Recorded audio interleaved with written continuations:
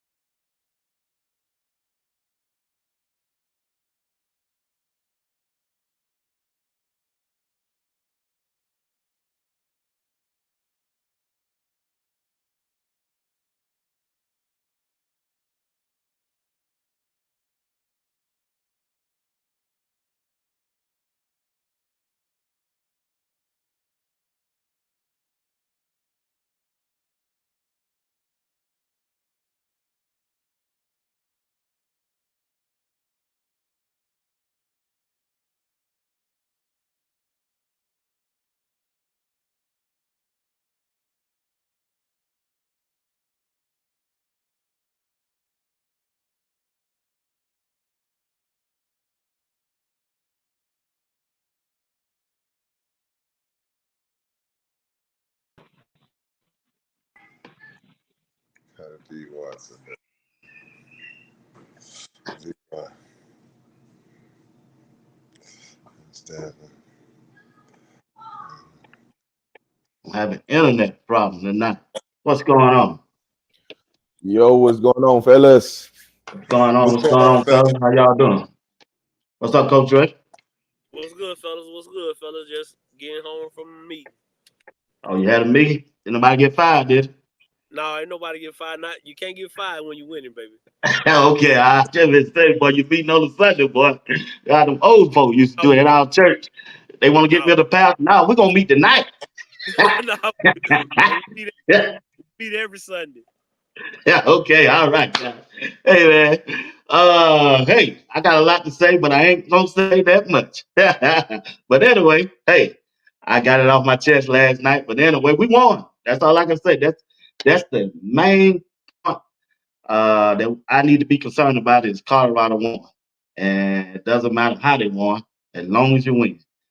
They judge the Coach Prime and the Colorado Buffalo by how many games they win at the end of the day. So hey, but I'm sure Rob, you was there live. Boy, it took me on a roller coaster. And I was at home. I'm sure it took you on one, and you was there in the rain. Talk to us, brother. What happened out there? What you think about the game so far? Well, it didn't start raining till like legit, the last 2 minutes in the fourth quarter. Like the most majority of the game, it was cool. It was just a little sprinkle here and there, but it wasn't really raining.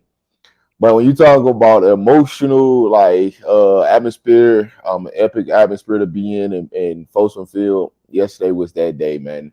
It was unbelievable, man. It was unbelievable. You had to be there to witness the atmosphere. Um, I could tell you this, like when it was before the last play, there was people starting to walk out the stadium. And as that ball starts to go up in the air and go up in the air and come back down and he catch that thing, everybody just ran right back down the stairs and couldn't believe it. So I'm telling you, man, there were some people in there that lost hope that they just think it couldn't happen. And when Shedeur threw that ball up, I'm telling you, it was like the air in the whole stadium just dropped, Wow. and then it just came back to life after the catch. It was crazy. Wow, man. Yeah, yeah, you're crazy. Down here in Georgia, I know you're crazy out there. So, all right, guys, let's go around the horn and let me get y'all opinion on what you think about the game. Coach Drake, you know you the guy to start everything up. I mean, at the end of the day, it's football. Everybody asks for a football game. Everybody asks for competition showing we can compete. Well, that's what you saw. You can't take nothing away from Baylor. They played good football last night. Their secondary, I think, is one of the best you probably gonna see. They play. The pastor always tell you you pray for something and God give it to you. You can't complain about the way God give it to you. You just gotta believe, and sometimes it's just the faith.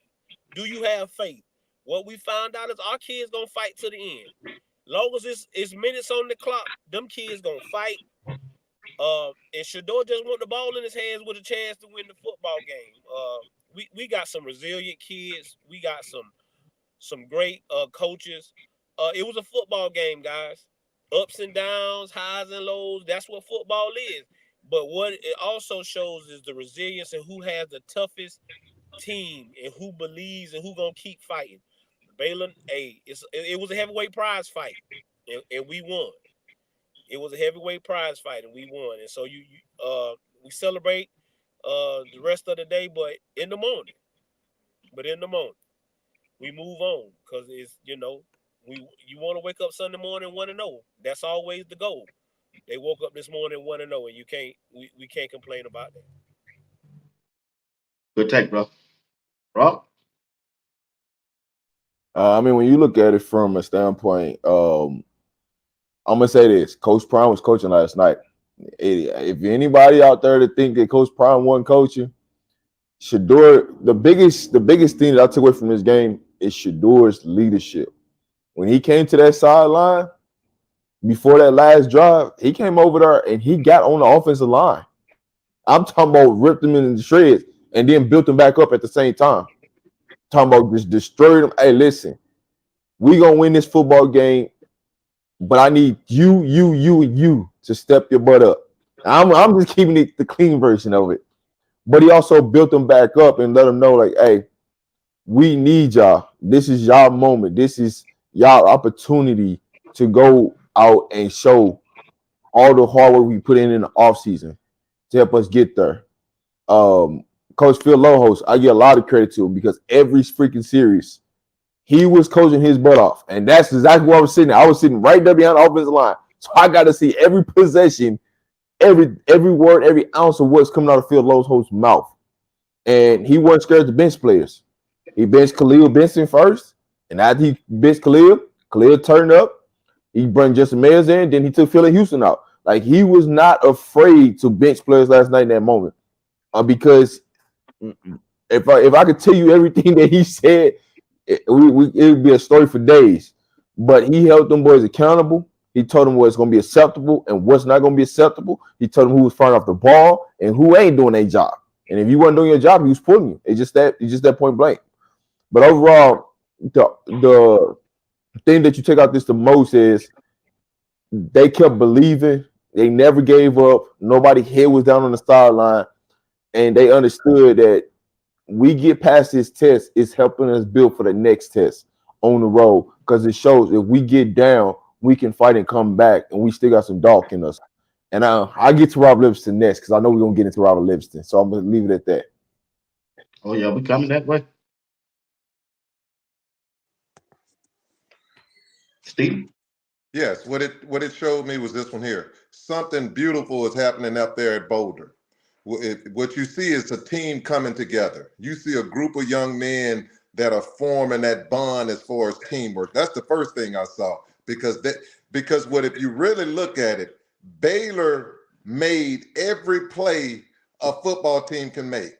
They got a touchdown on special teams. They made 2 catches that you can say whatever you want to. Those 2 catches need to go on ESPN. The one that the boy caught in the end zone for a touchdown, diving and spent on his back and slid 10 yards for a touchdown, and then the one-hand catch over the. They made plays, and then they got sacks on the other end. And if you saw that, that would remind you of that Washington State game. Last year, that was a 54-6 or 10 game. This year, they gave Colorado their Joe Frazier hit in the jaw, and Muhammad Ali got up and won the fight. That's what you want to see on a team. They got hit with the best shot, and they still came out on top. What a game. Okay, it was a good game, guys. It was really, man, it was an exciting game. I want to use the bathroom one time, couldn't even go, Coach Ray. I said, I'll go fit something, man. But anyway, hey, Coach Ray, when we look at the offensive side of the ball, just the offensive side and this player, the toughness of our quarterback, Shedeur Sanders, the hits that he was taking after He had released the ball, and especially on that last play. He knew he was going to get hit. He knew it when he rolled to the left and threw that ball to LeJohn. But he stood it in there. He got rid of the ball. He took the hit. Let's talk about the toughness and the resilience of Shedeur Sanders. Starting with Coach Dre, then we're going on. I mean, what is there to say about that kid? He from the old school. He built for it tough. He been taking hits like that for a minute. More to not to my liking. But the kid is tough. You see, he went back to his, if people haven't noticed, he went back to his Jackson State helmet that he had when he was at Jackson. He's just built for this. That's why he works so hard in the off season. That's why he doesn't take days off, even when y'all seen him going on vacations, getting better at his craft. Like Rob said, you're not there to see it, but when you got that, when he has that camera on him, he never puts those guys down.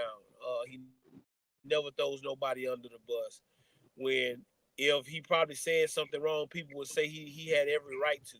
But that's what a professional does. That's what you got to do to be a quarterback. You gonna take some hits. You're gonna take some real shots under the chin. Can you step up in that pocket knowing you're gonna get hit and deliver the ball? And Shedeur Sanders can do that. He's just the best. I know a lot of people like Cam Ward, and that's fine. That's fine by me. But if you want a real every down quarterback, you better go with Shedeur Sanders all day. Hey, when it comes to Shedeur Sanders, he's the best you're gonna get. Will come just taking pressure.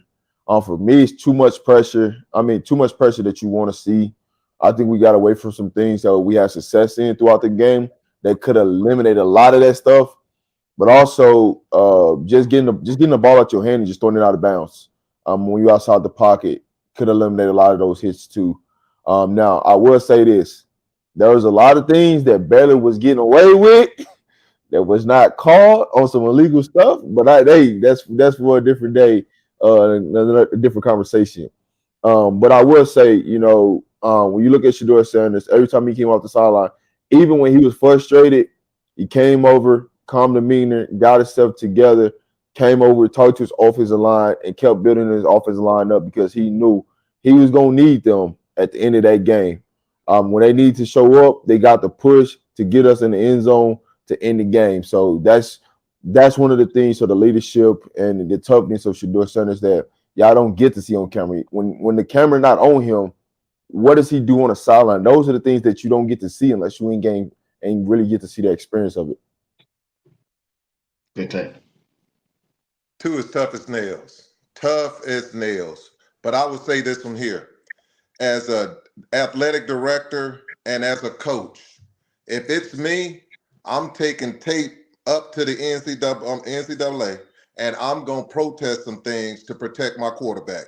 Because I can promise you this, let somebody take 2 steps and hit Archie Manning, and let's see how fast you're going to see people getting ejected out of games and everything else. You can put it any way you want to. He is taking shots. Those guys are taking 2 and 3 steps and hitting the quarterback. You can't do that in the NFL. You cannot do that. You cannot release the ball and still take 2 steps and hit a quarterback. And I ain't talking about just pushing. They are making blows on this young man. And I'm going to Rick George. It's his responsibility. When you got that kind of asset on your team, you have to protect your quarterback. And I know people are going to go out there, oh, well, he should. No, he shouldn't. The rules are the rules. You cannot take steps and hit the quarterback, period. That ain't football. That does not happen. It's called, and most people are kicked out the game. You got to protect your quarterbacks, and CU has to protect their quarterbacks themselves by running the football. That's it, what I got to say. But 2 is fantastic, and I want to see him on his feet. Yeah, they got to protect it, man. Like I would like to see Coach Brown work that sideline and referee. Even though I'm not there, the camera is not on him. Man, somebody hit my son and my quarterback like that, I'll be like saving them. I'll be talking to the referees. before the game and during the game. But anyway, all right, we looked at that. Hey, Let's look at the offensive coordinator. Go ahead, Rob. I was gonna say they weren't talking to no referees. If you was any referee that was on Colorado's side didn't throw a flag the entire night. They didn't throw one flag the entire night. All the flags that That's were thrown in crazy. the game came from off the Baylor side. They did not come off from the Colorado side. That's why you didn't see Colorado getting that many calls last night because they didn't make no calls. They literally left they flags in a pocket. You didn't see them get thrown the entire night. That's crazy, bro. That's crazy. That's why them man, they should be working. That when I was coaching, that's all I did. That was my job. I let my offensive coordinator, defensive coordinator did the other stuff. But my job was I'm telling them referee what the other team doing my team. Now, when we look at the offensive coordinator, all right, what can he do better? Starting with Rob. What can he do better to make this offense click at one time? Now, before we go, Rob, I rewatched the game today. I looked at Baylor. Baylor got a good defense, man. They got a good defense. Their defense really better than I thought they was. When you look at their front four, they could put pressure on. They was putting pressure on Colorado just with their front four, even without a blitz. They game scheme for them was take Travis out the game, and they most successful with it. But what can the offensive coordinator do, Rob, to make this offense click? That start clicking. They ain't been clicking lately since game one. I'll be honest with you. They didn't take Travis Hunter out the game. They just didn't throw the ball to Travis Hunter. Because what he did in the second half is the same thing he could have did in the first half. They didn't take him out the game at all. They just what Colorado should have did is when they went to 12 personnel and they put the two running backs in the backfield. If they stayed with that, it wasn't nothing Baylor could do. They had better scouting. They didn't know what to do, but we got away from because we got behind because of special teams gave up big possessions. We got away from what we were trying to do. We were on schedule, right? We were going to stay with the two running back rotation with Micah and Miller or Isaiah and Miller. We was going to stay with that and just go off of it because it had success. But when we got behind because of special teams and we got a penalty, But they won that far a behind, holding call, you know, they it won was, that it far was behind. crazy. Just because you 3 point behind, but 7 point behind, that don't mean you got to get away from the wrong. That thing working, man. I know. Oh, trust me. I was at the game. I'm like, why are we going away from it? Like, well, we had them on their heels. They weren't getting pressure, right? It was Baylor front, right? Because the thing about it the most is when the player got hurt. I want to say it was number 9. When he went out, that's the person that was causing the most ruckus. He got the reason why he got an injury because of the late hit. That's how he got his knee blown out because of a late hit to Shedeur. But when you look at the offensive wise, he came with a good plan. It just takes time for him to get prepared. It's like, listen, what we did in the second half of the game, we could just do that in the first half of the game, and this wouldn't even be in the game. But we started going away from things that was working. So what I would say to this offense is, man, just stay to the basics, right? When we went to 2 tight end sets, when we went to 2 running backs in the backfield, I'm trying to keep it simple for people that don't understand football. So that's why I ain't talking real personnel scheme, stuff like that. But when we went to, you see the 2 tight ends and you see 2 running backs in the backfield, that's where we had our success at, right? You seen something different. You seen play action. You seen the willingness of the offensive line to come off the ball and fight and push to get out to the next level. You see Jordan Seaton get out to the next level to get to a linebacker, to open holes. We just got to just keep it simple and run the ball and everything else take care of itself. Go ahead, Coach Ray. I mean, as an offensive guy, I just think he had a plan. I think he was really doing what he wanted to do. I think he was going down his script of what he had scripted to do. But I get what y'all saying when you down 3 and 7, you don't have to deviate. But I think once like you say, once you scared about punting the ball, all that kind of stuff, I think like you say, sometimes you just start deviate from what you should be, from what you saw. Like everybody say, we like that 12 personnel. So what we know is that he has it in his repertoire and that we can run it. So we just, like I said, I just think he just needs to stick to his game plan. Even sometimes when it deviates, when it looks a little rough, we're going to have rough patches in there. You get what I'm saying? I don't think you need to deviate. I equivalated to South Florida when they was playing Miami yesterday. I don't care what Miami did, they kept to what the offensive coordinators kept to what he felt like was working. I'm not there with my eyes on it. But all I would say was sometimes just stick to it just a little bit more. Now, when you get down by 2 touchdowns, y'all know he wasn't going to go back to that. When you get down by 2 touchdowns, hey, we got to go back. We got to stand back there and try to let Shedeur bring us back, in which he did. But when we was down, maybe just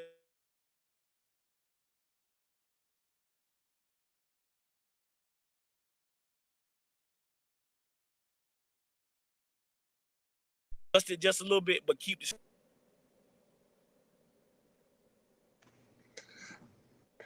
patience and understanding. That's what I'm looking at when it comes to CU. They got to be patient. You can't be scared and be worried about, oh, the other team is getting up on us. Last time I checked, your defense is showstoppers. You can say whatever you want to about a 14-point lead. They could have a 14-point lead, but they didn't score after that 14-point lead. That defense shut them down. So you have a defense that's going to keep you in every game. And if it comes to a point where the defense is not going to keep you into the game, which has not happened, the last 4 games, the defense did their part. They should be undefeated because if you give up 21 points, you should win every game, especially when you have the offense that they have. What I see is this here. Quit being so impatient. Run your sets, protect your quarterback, and the next thing, if you look at it, I watched that game and I watched it a bit more. That offensive line opened up holes. If Micah would have made one cut to the right on 2 runs, he'd have had 35, 45-yard runs. If you watch Augustus made cuts. He went in the middle. He saw on Seaton. Seaton was having his red sea open. Seaton had that red sea open on that left side. If you cut to that left side, you had space because they didn't have people over there. So it's certain things that they can do that are very successful. Only thing I'll tell them is this one here. You got a defense that wins. You got a defense that's going to get you back the ball. The defense got to back the ball every time. The defense did. Now, special teams, something different. I'm gonna go back and look at the game, and I'm gonna see if Coach Prime them shifted people off special teams. I want to see where Chaney and Wester. I want to see if some other boys were switched because that does not I look don't like think the they was same on team. there, man. I ain't seen them out there, bro. I didn't see them. I All did I see not was see them. them, I and seen a I lot got to of go back. one under us out there. That's all I'm saying. I got to go back and look at that tape because that did not look like them linebackers because he should have Hood back there, Wester. He should have Chaney. You should have JB. Ain't nowhere in the world. They breaking them tackles with JB, Chaney, and Wester back there. That ain't happening. It ain't happening. So I just leave it at that. All right, man. All right. Well, y'all crazy tonight, boy. Look here, Rob. What you got to say on that, Rob?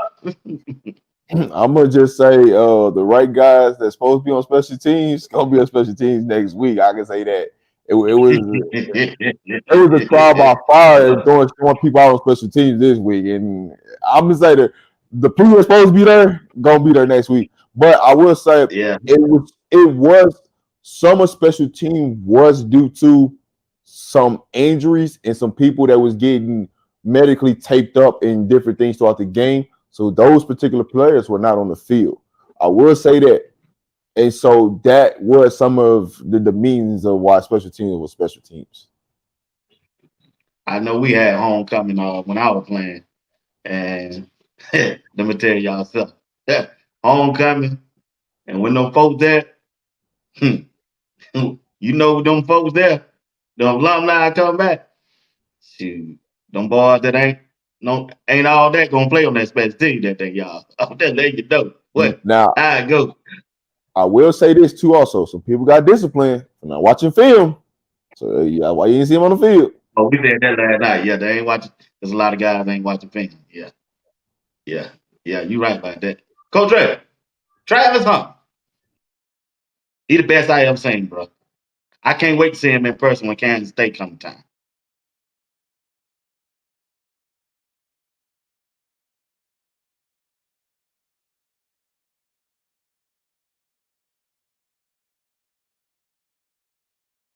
Come on, Rob. Oh man, Travis Hunter, man, he's one of ones. If you ever see me when I'm at the game, Travis fiance is always around me some way, somehow, and his dad. So y'all always see me around Travis Hunter some way, somehow. But Travis Hunter, man, he's just on a different level. I mean, no matter what situation you put him in, he gonna go make a play. Even when the game was on the line, I said, man, we just gotta make two plays. And I seen Travis Hunter. He was lined up. It was the play where he ran across the field. He was lined up by himself, and it had three wide receivers on the other side. I said, Travis Hunter finna get this ball. I said, they finna design this up. And he ran clear across the field, and nobody went with him. And luckily he failed because he accelerated. Like I'm talking about when the ball went into the air, like he just went into a different gear and just accelerated and just went and caught it. And luckily he failed because he would have walked into the end zone. He would have I walked into wonder the why end he zone. failed. Was it because he wet? Or he just gone too fast? Or he just tripped up? Or what? He accelerated so fast when he went to go up for the ball, his foot just came up from underneath him when he went to catch it, and that's how he ended up falling. But he would have walked in the end zone easy. I'm talking about it wasn't no Yeah, defender around him. He would have just walked in. But right. those are the type of plays because it was before halftime. Travis only had like 3 targets, and it wasn't that he wasn't open. Shedeur just went. They just would not throw the ball to his side.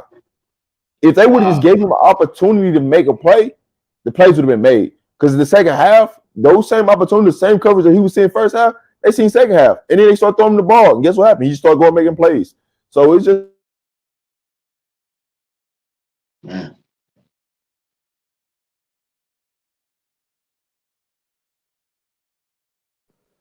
I mean, what? I mean, he's Timothy. I mean, if we not talking about Travis Hunter winning the Heisman, I don't know player, bar none. He's the best college football player, bar none. There's nothing else for nobody else to say. He said Shedeur came to him and say, "I get me the ball back. I went and scored a touchdown. Go get me the ball back." And he went and delivered. You see how much respect and love Coach Prime has for him because he's just a great kid. But that's what I think we need to teach kids. Try to do what this kid does off the field. It's the little things. It's the little things why he gets the high praise and why he does the big things because he does all the little things right. He goes to practice, he go home, he game a little bit, watch film. He ain't out in the streets. He ain't trying to chase nobody else. He got what he want at home. He go home. He's just and he goes. I know a lot of people are saying, "Oh, he doing too much on the sidelines." He's just a competitor, and like he say, I know I can bet on me. I can bet on me. So get me the ball. I know what I can do. I know what I can do to make it happen, and that's what he is. But he's like I say, if he don't win the Heisman, there's something wrong. If he don't win the Heisman, there's something Right. wrong. I agree. It's no Heisman if 12 ain't in it. You can just change the name of it and just say it's a quarterback trophy and call it a day, or it's a quarterback award. If you're telling me the best player in college football, you could close shop right now. And I'm saying close shop, and everybody talking about he's already had his Heisman Trophy moment. He done had that 4 times. I can name 4 Heisman Trophy plays that he done already had. He has done that in 4 games, and he have only Colorado player 5 games where 100 yards receiving. This is what's special. We just got through talking about young men not watching film to get on the field. We just heard that. Young men would not watch film to get on the field. This guy knows the offense and the defense. And he knows it at such a level that if you really pay attention to it, he's a player that doesn't have the opportunity to go to the sideline, like, for example, Shedeur. When Tunam is on, the defense is out there. Tunam got their pads and everything. They get to go over plays. Travis don't. Travis playing defense. When the defense switch over and the offense gets out there, Travis don't have an opportunity to get to his pads and look and see the defensive scheme and everything else. He's on offense, and he's excelling at both. And he's in the top categories in both positions in college football. Hey, it reminds me of, I watched Soldier Story. The guy used to say, what a ball player. C.J. Miller, what a ball player. And that's Travis Hunter. Well, hey, Rob. Go ahead. I'll say this, Mr. Steve. Doing those TV commercials, that's when he gets to look at those iPads. That's what you don't see. Okay. All right. Coach Ray, the game changed when they put Omarion Miller in the game.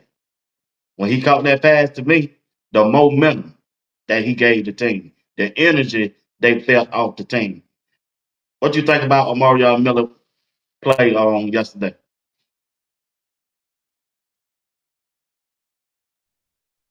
Hey, it was resilient. I mean, the kid knew he wasn't down. Most kids would have some people would have just stopped. He didn't stop.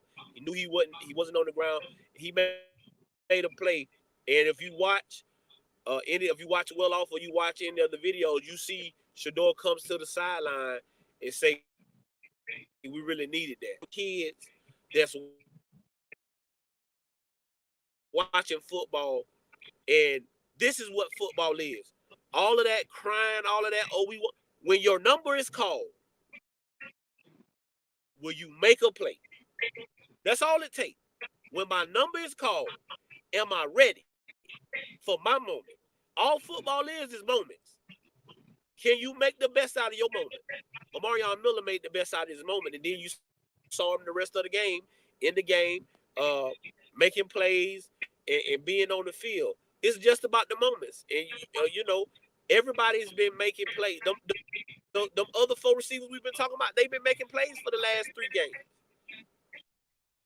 Yesterday was Omarion Miller's moment. And so I'm happy for that kid. I do feel like he gave us a little kick of adrenaline, a boost. And so now I think you will see a little bit more of Omarion Miller.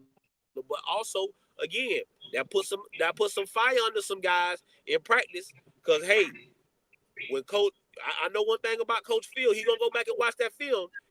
Hey, man, Omarion, hey, listen, might take some of your, going to take away from some of your playing time because Omarion is showing you that he's ready to play. So you just got to be ready with your moment because a lot of kids, they soak in them kind of moments. And then he wouldn't have been ready for his time. But he didn't soak.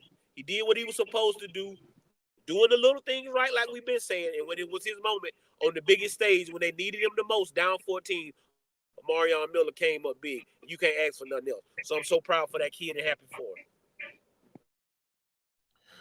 Omarion Miller, he actually was in the game before that. People just didn't realize because they had a rotation last night.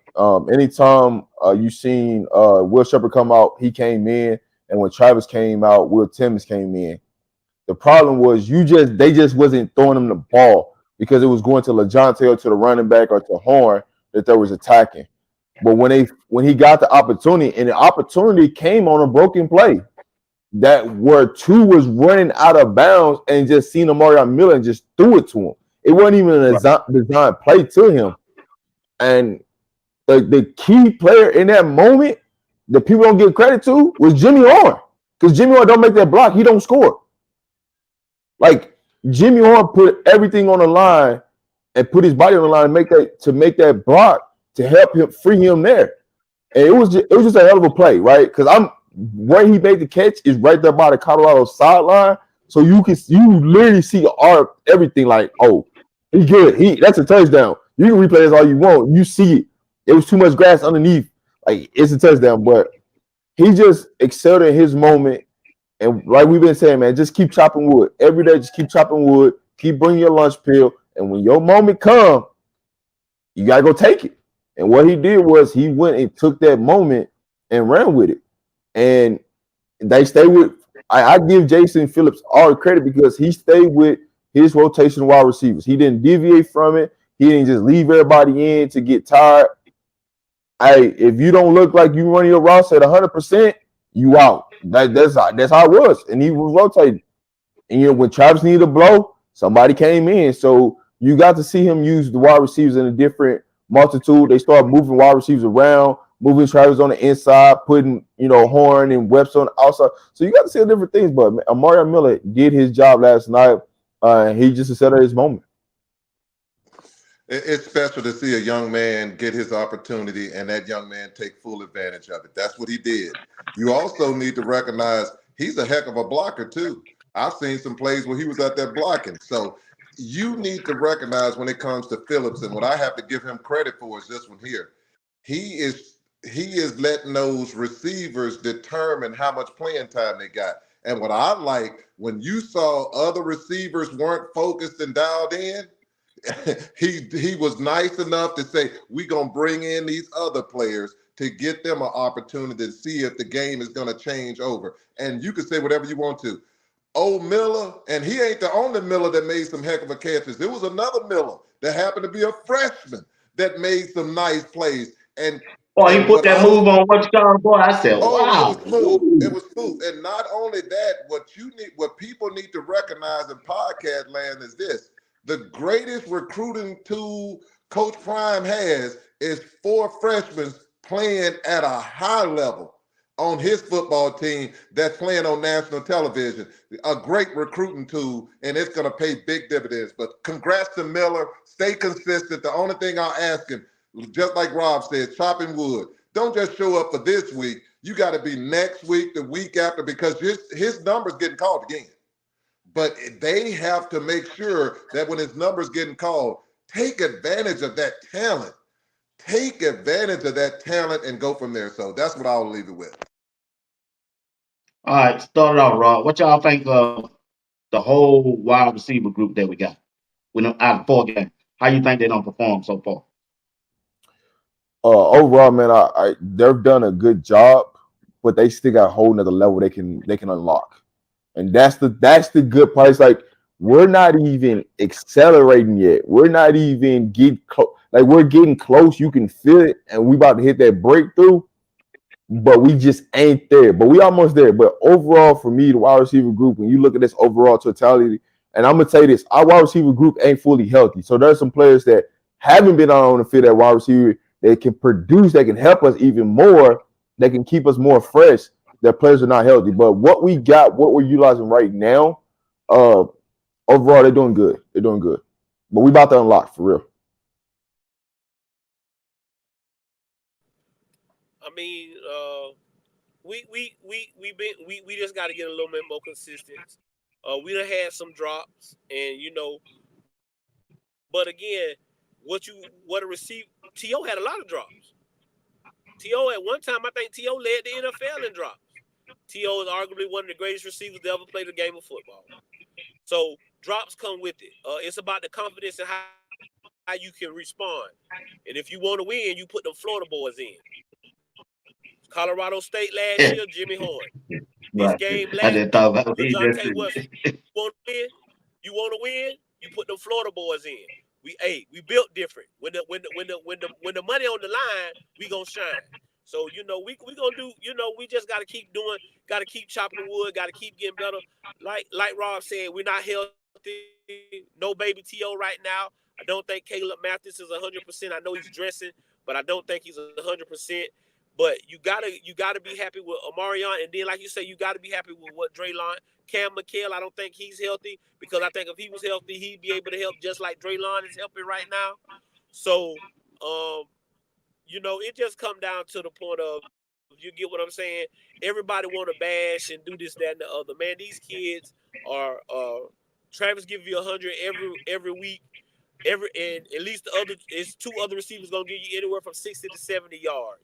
So when you get in that, I don't know what else you want from them guys. Except for like I said, we need to start with some of the drops. But we also making tough catches. Jimmy making some catches across the middle, getting hit. Great catches on the sideline. I think people forget Will Shepard made a great. I think that was a catch. I don't think that ball hit the ground. I think that was a catch. I think, and that again, it's about the moments. If that's a catch, we score on that drive. You get what I'm saying? If that's a catch, we score on that drive. So It it's ain't no about if, the it was moments a catch. football. It's the ups and downs. Huh? It was a catch. Yeah, you get what I'm saying? It's a catch. So you know what I'm saying? So we good. We good at receiver. We got a great receiver coach. And he sees what and knows what it is to be a great receiver. Because he was a great receiver. So I think we good. We okay. You know, just let them guys, get comfortable. Like I say, I think we kind of finding out what we is now. We get in the game. We going to game 5. We definitely finding out what kind of football team we gonna be. I'm telling you, the receivers. I'm very confident in the receivers. Just look at the numbers CU putting up, and they're putting these numbers up, and they're very inconsistent right now. When you're putting up 38 points in a game, 31 points, and you so on, you're doing fantastic. Those are great numbers, especially when you got a defense that's only giving up 21 points per game, if that. 21 points per game. So they're doing fantastic, and they're very inconsistent. Have too many, series where they're on the brink of scoring and don't. They're going away from some things. I will put it to you this way. You got talent when you got that guy Jordan number 80. That's a talented kid. That is a talented kid that ain't seeing the light of day.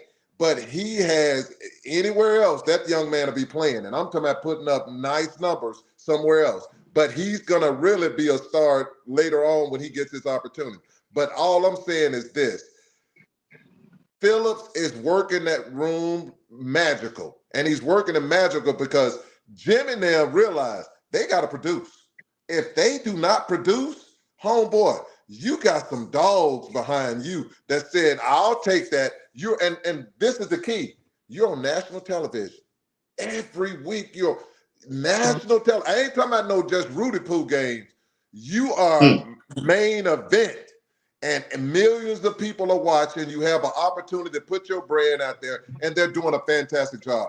Kudos to the receiver. Stay focused. The only thing I would add is this. I'll add this. They need to scheme more for these receivers to get them in one-on-one matchups, just like Baylor did for that little fast kid that ran that 4.3 against my boy, number 24, Hodge. They need to scheme stuff like that to get them open. That's all I add. All right, before we move to the defensive side, let's talk about this running back room, Coach Ray. How y'all think the running back room looked at this Saturday? You heard what you heard what Isaiah said. You heard what Isaiah said. They said we can't run the ball, huh? 68 yards, 78 yards, 2 touchdowns from Michael. We can't run the ball, huh?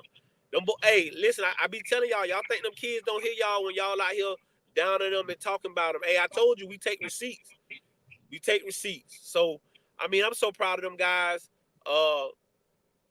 Augusta, them guys, they done. One thing about this team I saw is that these kids don't complain. They just wait on their moment. Isaiah waited on his moment. We went through Charlie. Then it was Charlie and Dalen. Then it looked like it was gonna be Hayden and Micah. Now it's you and Micah. Y'all boys are here. He's taking advantage of his opportunity. And that's all you can ask for in life, people, is the opportunity to show what you have. He's done that. And so I'm happy with that running back room. I don't want to hear no more coaches. Flea can't coach no running backs. You see what Coach Flea can do. I don't want to hear that no more. So y'all can kill all that. Coach Flea can't coach running backs. His running backs can't produce. You saw what them boys produced last night. It have been producing. You heard my Uncle Steve say he went back and watched the game. Offensive line opening up holes. And sometimes that's all it is. It's just an inch, guys. That's all it takes sometimes. Just an inch to the left or the right. It's a seam here, seam there. It's just that's just how simple it is when it's blocking and cutting, and when you talk about running the ball. So I'm proud of them guys. I like the way that we ran the ball. I wish we'd have stayed in that 12 personnel a little bit more. I think we're gonna see it a little bit more. But besides that, man, I'm pleased with the way we are running the football. I'll say with this running back room, we were just too impatient trying to get to the outside too fast. And if we just slow down and just plant our feet and just hit north, we get 20, 30-yard gains easy in that 12 personnel. The way they schemed it up when that 12 personnel was they put us in the right situation to make plays. And then when you add a Draylon Miller in the backfield, now we don't lose anything by taking a Horn or Webster out, because the person that was coming out was Webster was coming out and Miller was coming in. That actually was a benefit that they finna set something up with this that they didn't show. Well, they showed it, but they didn't do it. Where they fake it to the running back and pitch it out to Draylon or quick pass to him, and he going out the back door for a touchdown. They ran the play and they were setting to come back up to it, but we got the holding call, and then they bring them out. But overall, running backs each week you're seeing it get better and better. You're seeing them start to do things to help the running game get better. You're starting to see them scheme to run the football. Actual running calls where you can't say, "Oh, we're checking out of this and we're going to a pass play." You're actually seeing it. So just keep patience. We may get back number 7 next week. If everything goes well at practice and he practiced well, we may have him ready to go. But having that third running back is definitely going to help us. Now we can really do what we want to do, because you're about to see this running back room excel. I tell people before you go, and the numbers are not a true indication of what the running backs really are doing. You're going to see on some of them, you're going to see some of them say, hey, they average 4 or 5 yards per carry. But what you are not going to see is this one here. When you go back and watch that tape, the plays that 2 has, where the running back has the ball and he takes it from him, that the middle is wide. When I say wide, it was so wide open that 2 saw it after he saw the fact that he should have gave it to the running back, Micah. He ran his butt right on up underneath there, and he got 4 or 5 yards. But if Micah would have had that ball, he was gone. He was gone. I mean, that middle was wide open. You also had some where you had Augustus over there with the ball, that if he would have got the ball like he should have, that, Seaton side was just, yee-hoo, I'm over here. So when you're watching this, and my next thing is this one here, what you don't see with the running backs. The running backs, Micah now run for 12 yards. Why do we go away from the run?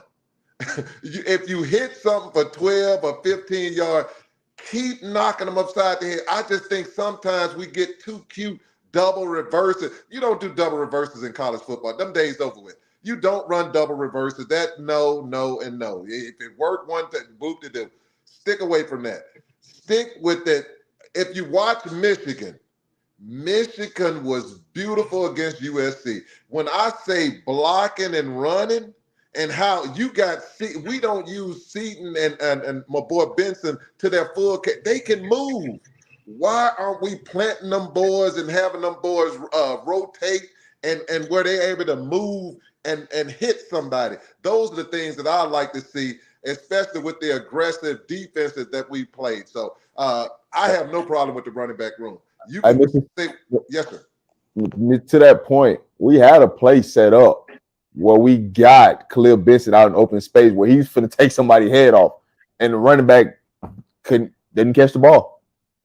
Didn't catch the ball. Nah. You know, when they were running that ball, Michael got the 15 yard. You saw Travis. Run it again. And 2 didn't run it. Boy, he was mad. Boy. Travis was hot, man. He was hot, man. I just like the competitive spirit in Travis, man. That dude want to win so bad, man. He can taste it, bro. He can taste it. Cause they got the team, y'all. They got the team, bro. BWatts. They got the team. BWatts, you hit it right on the head. If they just kept running the ball, Baylor was done. They was finna fold. And he seen it. He's like, yo, run the play. Like this, he told him 2 plays. Run the ball. Just roll it. We good. Just roll it. We don't need to do no play action. Just go. Like Just get, don't ain't line up. Just run the same play again. Rain and wet, they slipping, they tired. I said, man, then they went back to the whatever, that same old passing thing again. But anyway, all right, offensive line. Let's talk about it. Mr. Dean, I'm gonna start you this time. Offensive line.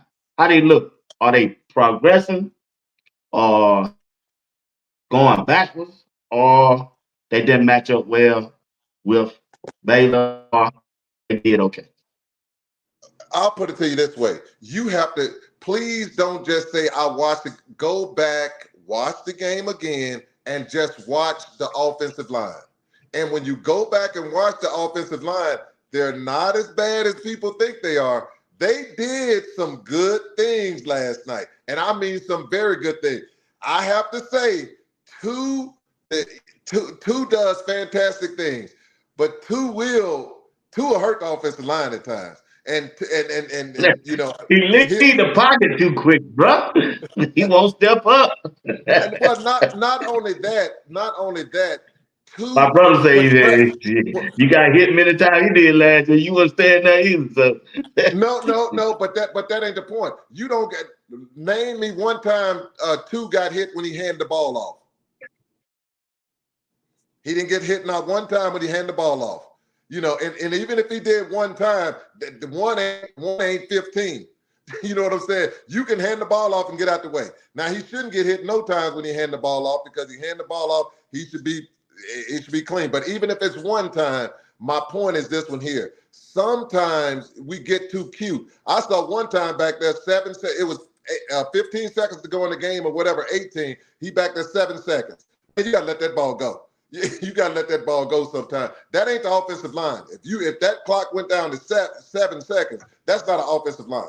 Some things we got to do schematically where it helps the offensive line. If you see they're lining up the way they're lining up, standing up and stuff like that, you got to bring tight ends in there. You got to chip people. If you're telling me Seaton's over there and that guy's coming on him like that, chip.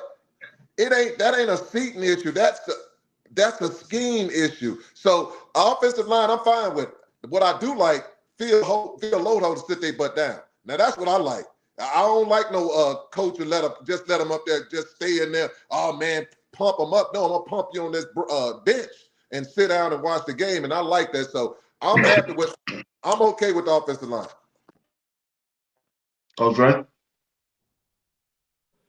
I mean, Uncle just said everything. I think people, and like I say, maybe because my son plays offensive line, I done coached it. I look at it a lot differently from what I see. What I see is a way better offensive line than last year. What I see is sometimes too, instead of going outside, and like you say, when you've been hit, you see stuff when you first see a person with their first quick step, maybe it do make you think. But sometimes I just want him, instead of going outside, just to step inside. If that dude is making a big circle, the tackle, just let the tackle take him on out and you just step on up. So it's just little stuff like that. I don't think they're as bad as anybody thinks they is. Seating is as advertised. I think Yeah. our best five right now is the five that we started with. I think it's just we got to go with Rock got to play guard and Benson got to play tackle. I don't think that Bears and Khalil are 100% healthy. And I think if they get a little more healthier, that'll help. The kid from Florida, for FAMU, I think he'll be ready this week. I think we might see him this week. I don't know that. I haven't talked to anybody. I just think that he might be ready this week. But they're not as bad as people think they are. And we got, like I say, I think we got to play to their strengths a little more. I think our guys run block way better than we pass block. I just think we run block way Yep. better than we block.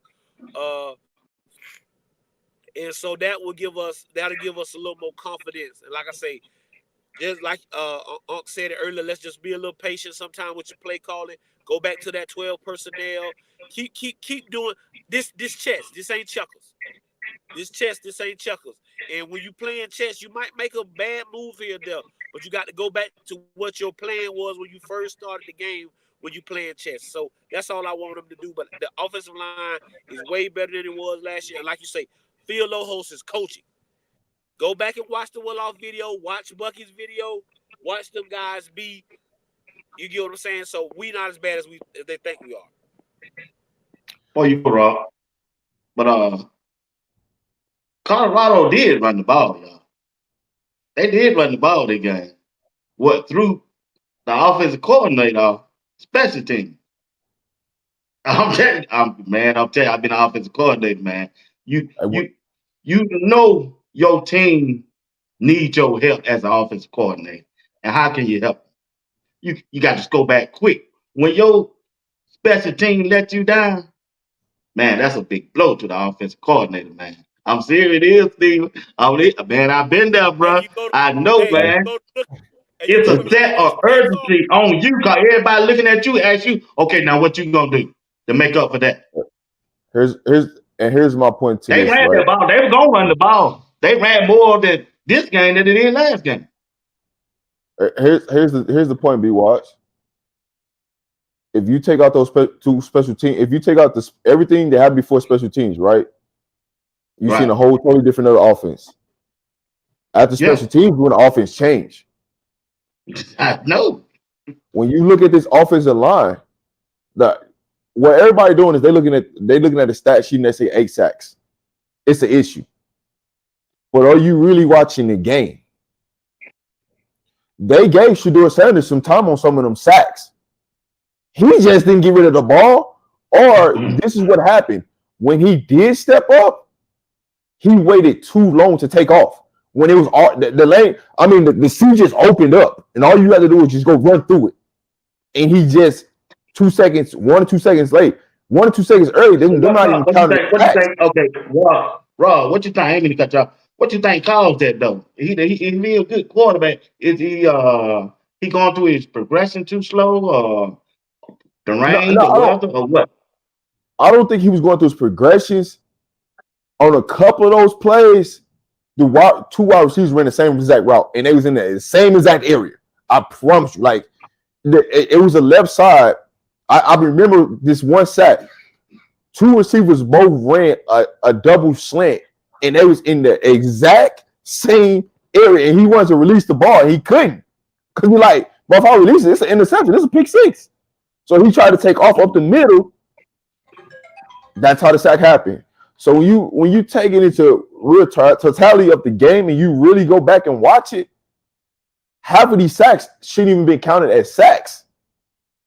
It really should have been like 3 or 4. And when them 3 or 4 sacks came, they all came on the same possession. We got a penalty for a first down, and we got 3 sacks. We got 3 sacks in a row. Right. Outside of that, it really wasn't how people say it was. You just see a stat sheet that says 8 sacks. Well, a lot of them was because of where they placed the ball at, it counted as a sack. Really, he gained 1 yard, but because they didn't place it as a 1 yard, they placed it as 0 yards, it counts as a sack. Right. So, as bad as people thought the offensive line was, when we need the offensive line to step up and perform, they perform. And that's the bottom line. Because when we need them to get that So man, ask you this, Rob. Is Shedeur running too much? No. You got honestly, he ain't running enough. Because what people are doing is a lot of these people are running cover 2. Because I've been in the majority of all the games. Everybody's going cover 2 on 2, and they're leaving a smack there, the middle of the field wide open where you can just hit it. It's just he ain't taking what the defense giving him. But as you see later in the game, he starts to take those, and you see him get 12, 14, 16-yard gains. Those have been open all day. You just ain't taking them because he trying to find an open man. He trying to take team ball, but sometimes, man, you just got to take those. You got to take it because on third down, I think wrong. Man, I'm worried about the hit. He's sliding. Every time he's sliding. He's not really taking a lot of hits. He's trying to be a running back on some. What on one of them? That's because that DB was talking crap, so he wanted to show him up. That's what that was about. But in reality, he was sliding on majority of his runs when he actually did get out the pocket to avoid hits. And if Shedeur takes a page out of what these other quarterbacks keep doing to us on third downs, when we go man to man and they go man to man, and everybody's turning back to him, take off. Just get first down slide. Because that's all other quarterback doing to us. We don't talk about that when we were trying the defense too. Hey, I mean, overall, the offensive line didn't play as bad. Now they did have some moments where hey, I'm not gonna lie to you. It looks suspect. Yeah, boy, I said, gee. I'm not gonna lie to you. It was sometimes, but also I think those times when it looks suspect, it's because we got away from what we should have been doing, and that's letting these boys let's go run the ball and build a momentum back up. And so it's not, man, I keep dropping back. Get them some momentum. So now these people ain't really pass rush you now because now they're hesitating. And I think what we should have did, I'm not gonna lie to you, change the snap count. Because when we change the snap count, guess what we got? A free 5-yard penalty every time. Help your offensive line.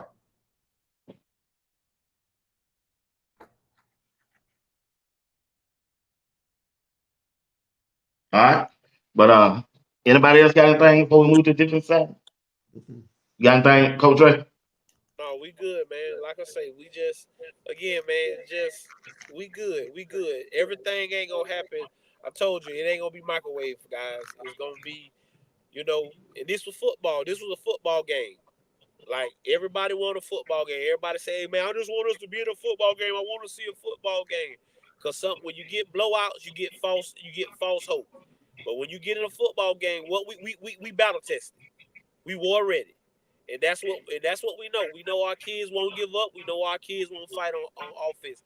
And what every team in America knows is you don't want to give Colorado the ball with no time on the clock. Because as long as we got two, we got a chance to win. So, yeah, we good on offense. Here's the game plan against Colorado right now. Everybody's going to run a 2-high safety. They're trying to keep everything in front of them, and you figure it out. What everybody's hoping is they front four can get to us. That's it. Right. We got to run the ball. That's it. Simple. That's the offense. Run the ball, play action. You make big plays. Yeah. Like I said, they ran it more times than I thought they gonna run it. Because when I heard Coach Prime on that interview at Fox, I said, "Whoa, they ain't been running at all."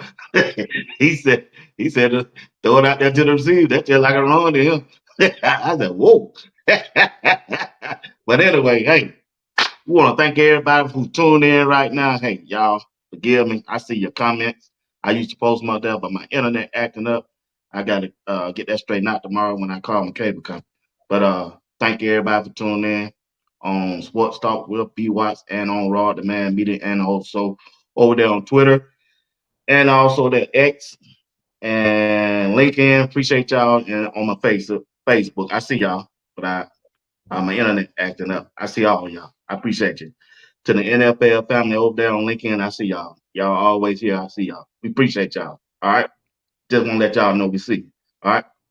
All right. Let's do this. Let's talk about the defense coordinator, Robert Livingston. Check this out. So far, in 4 games, I'm gonna start with you, Rob. In 4 games, how do you think he's doing, and especially on last night? Hey, listen. What he's doing, you can't do nothing but be thankful because you trying to score against us in the second half of a game, it ain't happening. It ain't. Think about it. We've only given up 7 points in the last, almost 10 quarters. We've only given up seven points. And when you think about the total half of second halves, it's been about 4.6 points that we didn't give up in the second half of games. We got the top 15 running defense. Just think about it, the top 15 running defense, and we was 122 last year. Exactly. So all we gotta do is if we're able to fix the first half of limiting people from scoring, and I can't even put it all on defense because special teams gifted them 10 points. They never gift them 10 points. We don't even have to worry about this lights out, game over. But what the defense is doing and the game planning, and they got it. You gotta give credit where credit is due. It ain't just Robert Livingston. You gotta give credit to Coach Hart. for what the linebacker play.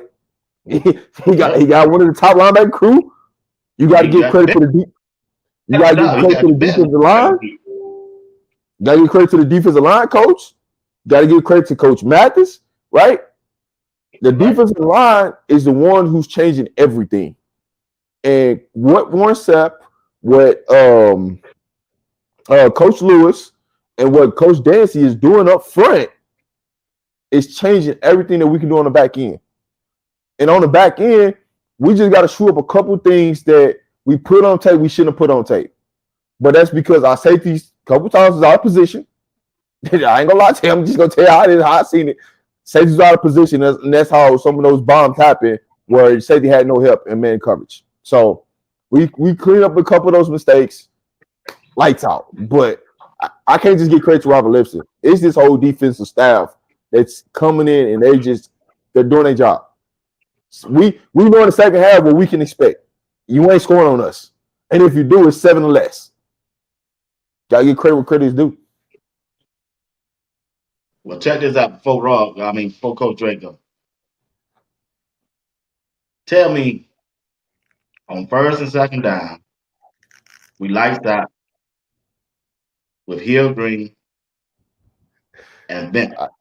I know where you're going. But third down, they take them out the field, and you're an NFL coach, and you seeing this repeatedly over and over again. You insert Trevor Woods. He drops so far back, the quarterback that's take the ball, he know the Miller wide open. You ain't got no linebackers there. He dropped back like he gonna pass and automatically just run the ball up the middle. Not only did he do it one time, they did it repeatedly time. That's the only way they moved the ball on us on third down. Now, BWatts, what I want you to do, I want you to go back and every third down, I want you to go back and watch what the D-line do. That's the key right there. Don't blame Trevor Woods. Watch the D-line. Just go back and watch the D-line. Everybody from the D-line is lined up on one side. It's only one person. The center, the left side. It's like it's only one person. But so, I'm saying, who came up with that scheme?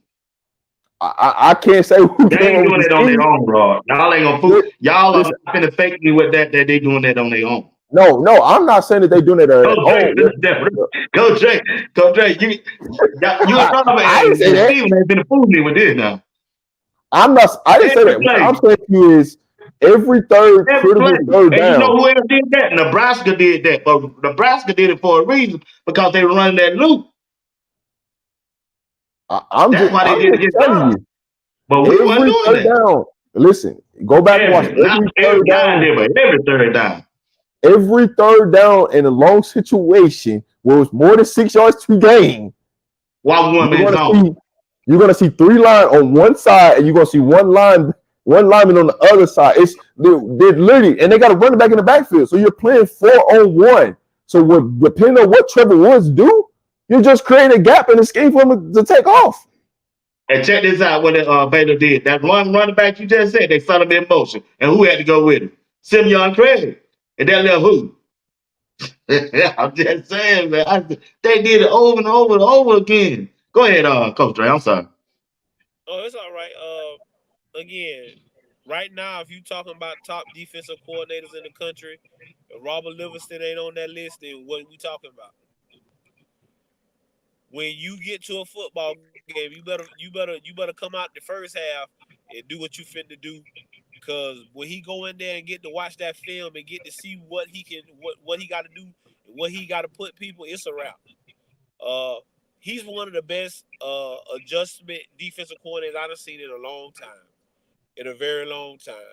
Marvin Lewis, Rex Ryan type of guy who makes great adjustments on the fly.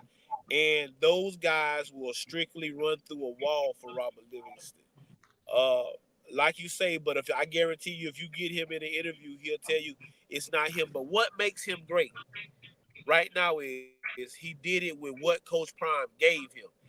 It's not damn one of his guys. It's not nobody he brung in. He had to come in and work with what he had. And again, I told y'all this the other night. You got a Hall of Famer. You got NFL stars. You got guys that's been with Prime for 20 years. He was not intimidated.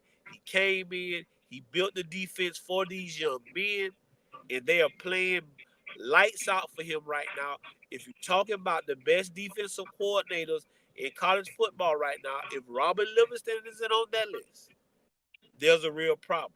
And for all you haters out there, for all you haters that's in here listening, y'all told me and Rob, oh, Coach Harden can't coach the linebackers. Can't. Hey, he has arguably two of the best linebackers in the country, but he can't coach. So y'all keep that up. Y'all keep that same energy y'all had when y'all told us that. But again, if you talking about best defensive coordinators in the country, Robert Livingston got to be on your list. You have Hey, to let me give read it this off of your team. Yes, sir. Let me read this out. Somebody named Solid Gold said, I'm sorry, Trevor's not a good linebacker. If he doesn't make the tackle on 3rd and 2, the game is over. Agree with you 100%. Agree with you. Agree with you.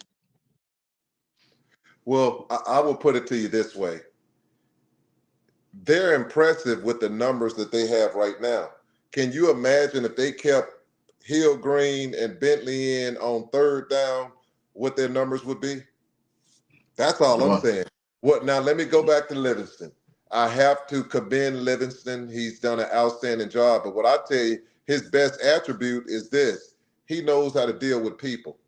And he knows how to simplify things so that people can play at a fast level. He didn't come in here and say, oh, you got to run my scheme my way or the highway.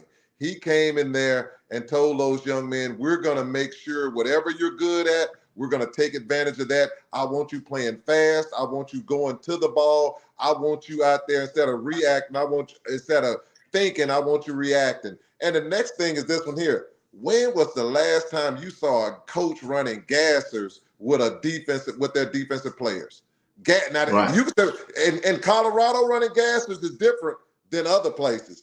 You can't breathe in Colorado. That air is a little different in Colorado. And you running gases and you talk about 20 or whatever the case may be. What I do like about it, it's fun now.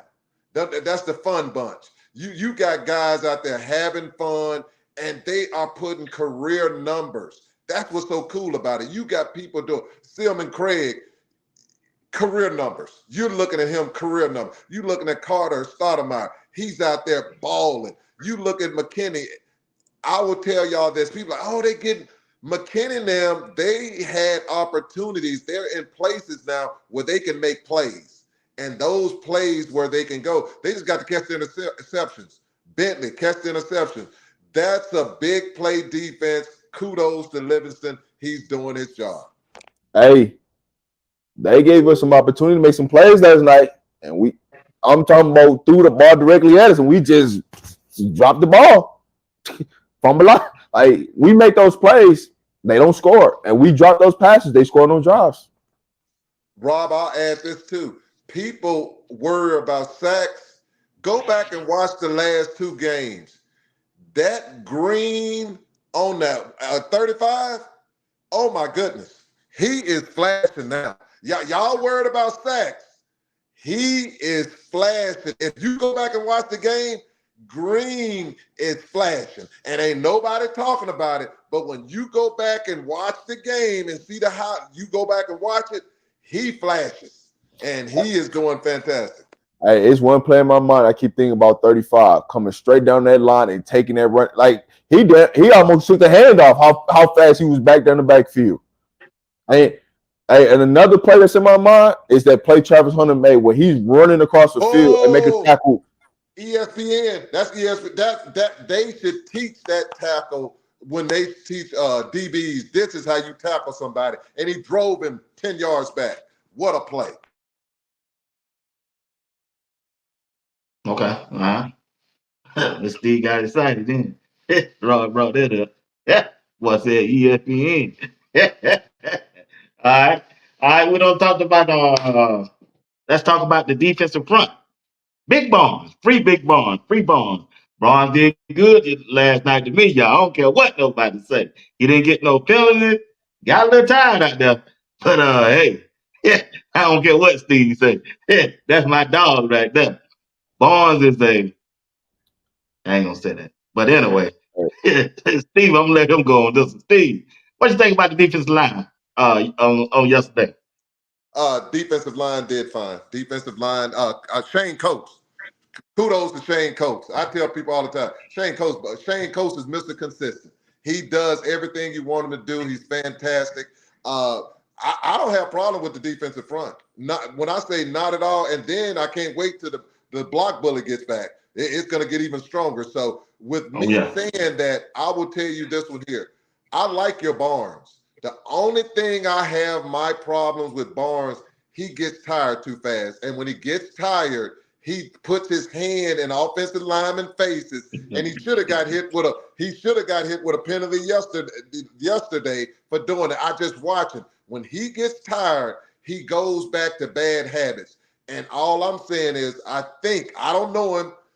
When they get him to a point where he's highly motivated and in shape, he is going to change things for CU because he's a game changer. He is a game changer, but just need to get in shape a little bit. That's all I see, but that's just me. Hey, when you look at Big Barnes, he's getting in game shape, and he's getting stronger and stronger. He looked fresh at the end. I can tell you that. And when we needed him to step up, he stepped up and he took commanding double teams. Just imagine having Barnes and Chidozie in there, because when you get Barnes and Chidozie, it's y'all worry about getting some pressure. We're gonna get some pressure. We're gonna get some pressure. But what I will say with our interior line, they gotta go finish sacks, because the edges are giving them opportunities, because they are so afraid of our edges that our interior line gotta go make the plays. And Shane Coates really made a play when we needed him to go make a sack. Our D line are going to go make plays. Our D ends definitely are going to go make plays in the running game for sure. But we can start to get our interior line to collect some of those sacks. It's going to open it up for the outside edges to make sacks. Overall, our defensive line is getting better and better. And we just got to get healthy, because we're not even fully healthy. We get healthy in that interior line. Hey, you got to worry about Barnes playing that many plays, because he'll be able to be more fresh. It's just he's having to play more plays because Chidozie's out, and we got another player that's not playing too also. So those things will get cleaned up as we get healthier. After this game, we go on a bye. So I think we'll get healthy, ready for K-State. Everybody hit it on the head. Barnes did what we expected him for him to do. He commanded double team. He low center of gravity. He making you block him. Shane Coates is gonna be Shane Coates. He got the L on his chest for a reason.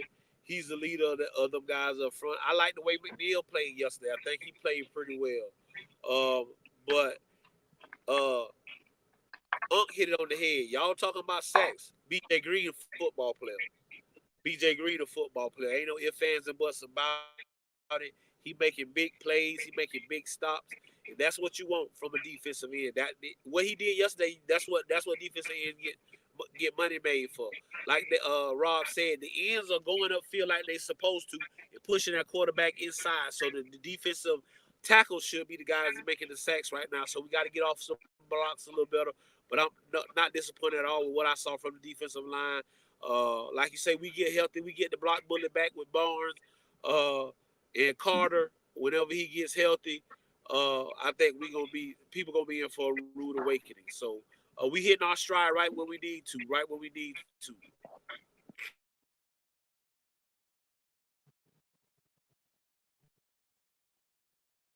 Everybody don't win. Steve, you go? Okay, my bad. All right, let's see. Hey, linebacker room. Let's talk about this linebacker room, Coach Drake. Talk to me. We got two of the best in the country, coached by Coach Hart. We got a chainsaw. He ready to get off the chain. We coming to Florida. You know he ready to get off the chain. And then JB. So the way those guys are performing, but the way Hill Green is something special. He's something special, guys. You are watching something special. The way that kid feels the holes, and the way you hear the pads clack when he hits somebody, and the way you going down when he hits you, is what we looking for. Bentley has Bentley has done everything you've asked him to do. And I think, I don't think Bentley is 100% healthy right now. I think he's fighting through whatever he got going on because he know his team need him. I'm just, hey, you can't say nothing bad about these linebackers and the way they being coached. I think the guy we got in, they come in from Michigan. I think he's helping a lot as well. You get what I'm saying? So we give him a Right. kudos. But the way these offense, the way that Hill Green and Bentley are playing, when Trevor get in there, he making a few plays, but I understand. I'm with y'all. I want to see them three. I want to see them two out there. I want to see, and I want to see a little Webster. Hopefully, we can see a little Webster this week. So we just, Y'all, hey, but listen, I don't mean to cut y'all. go ahead. If everybody say Webster, come Friday on watching this show, y'all. I'm telling you now, they hear us. They hear just like every time we say something, they go back and do it. Might take them a while, bruh. Keep calling Webster's name. All of Man, y'all, keep calling his Hey, name. He a Florida boy, Even so when y'all I'm do gonna y'all follow. show on tomorrow or whenever y'all do, keep calling Webster's name. I guarantee you hit the field. But yeah, but we ain't got nothing bad to say about those guys. I like the way they're playing. And the biggest thing is we got some selfless kids on this football team. We got a lot of True, selfless true. kids. We don't have no Yeah. selfishness. These kids are about what's best for the football team. It's the football team first and my feelings second.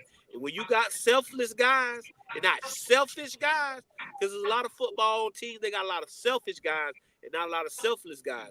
But that's what we got. And but that linebacker room, you can't say nothing but good things about those young men. here's what Rob, I'm gonna say. before you go, Rob. I'm talking to you, Rob. I'm talking to you. What can the defensive coordinator do to please Trevor Wood without putting him on the field linebackers on third down? What else they can do? What I just need to know what else they can do. I know, Coach Dre. I ain't basking you, bruh. We got lights, man. We can shut out anybody, bruh. If I don't see Trevor Woods on that field on third down, I ain't scared to say it. I don't send the message to Coach Hart. Listen, Tell me what we can do, Ron.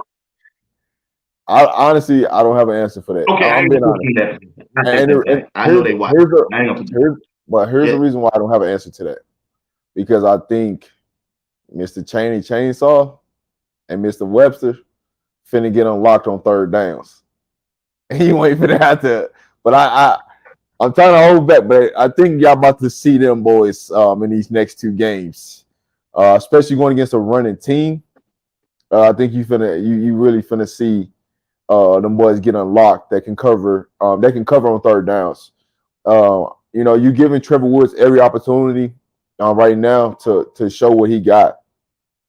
But you got two linebackers over there that's salivating at the mouth. And all they waiting for is just to hear their number called. And I'm telling you right now, they number about to be called here soon. So I'll just be patient about it.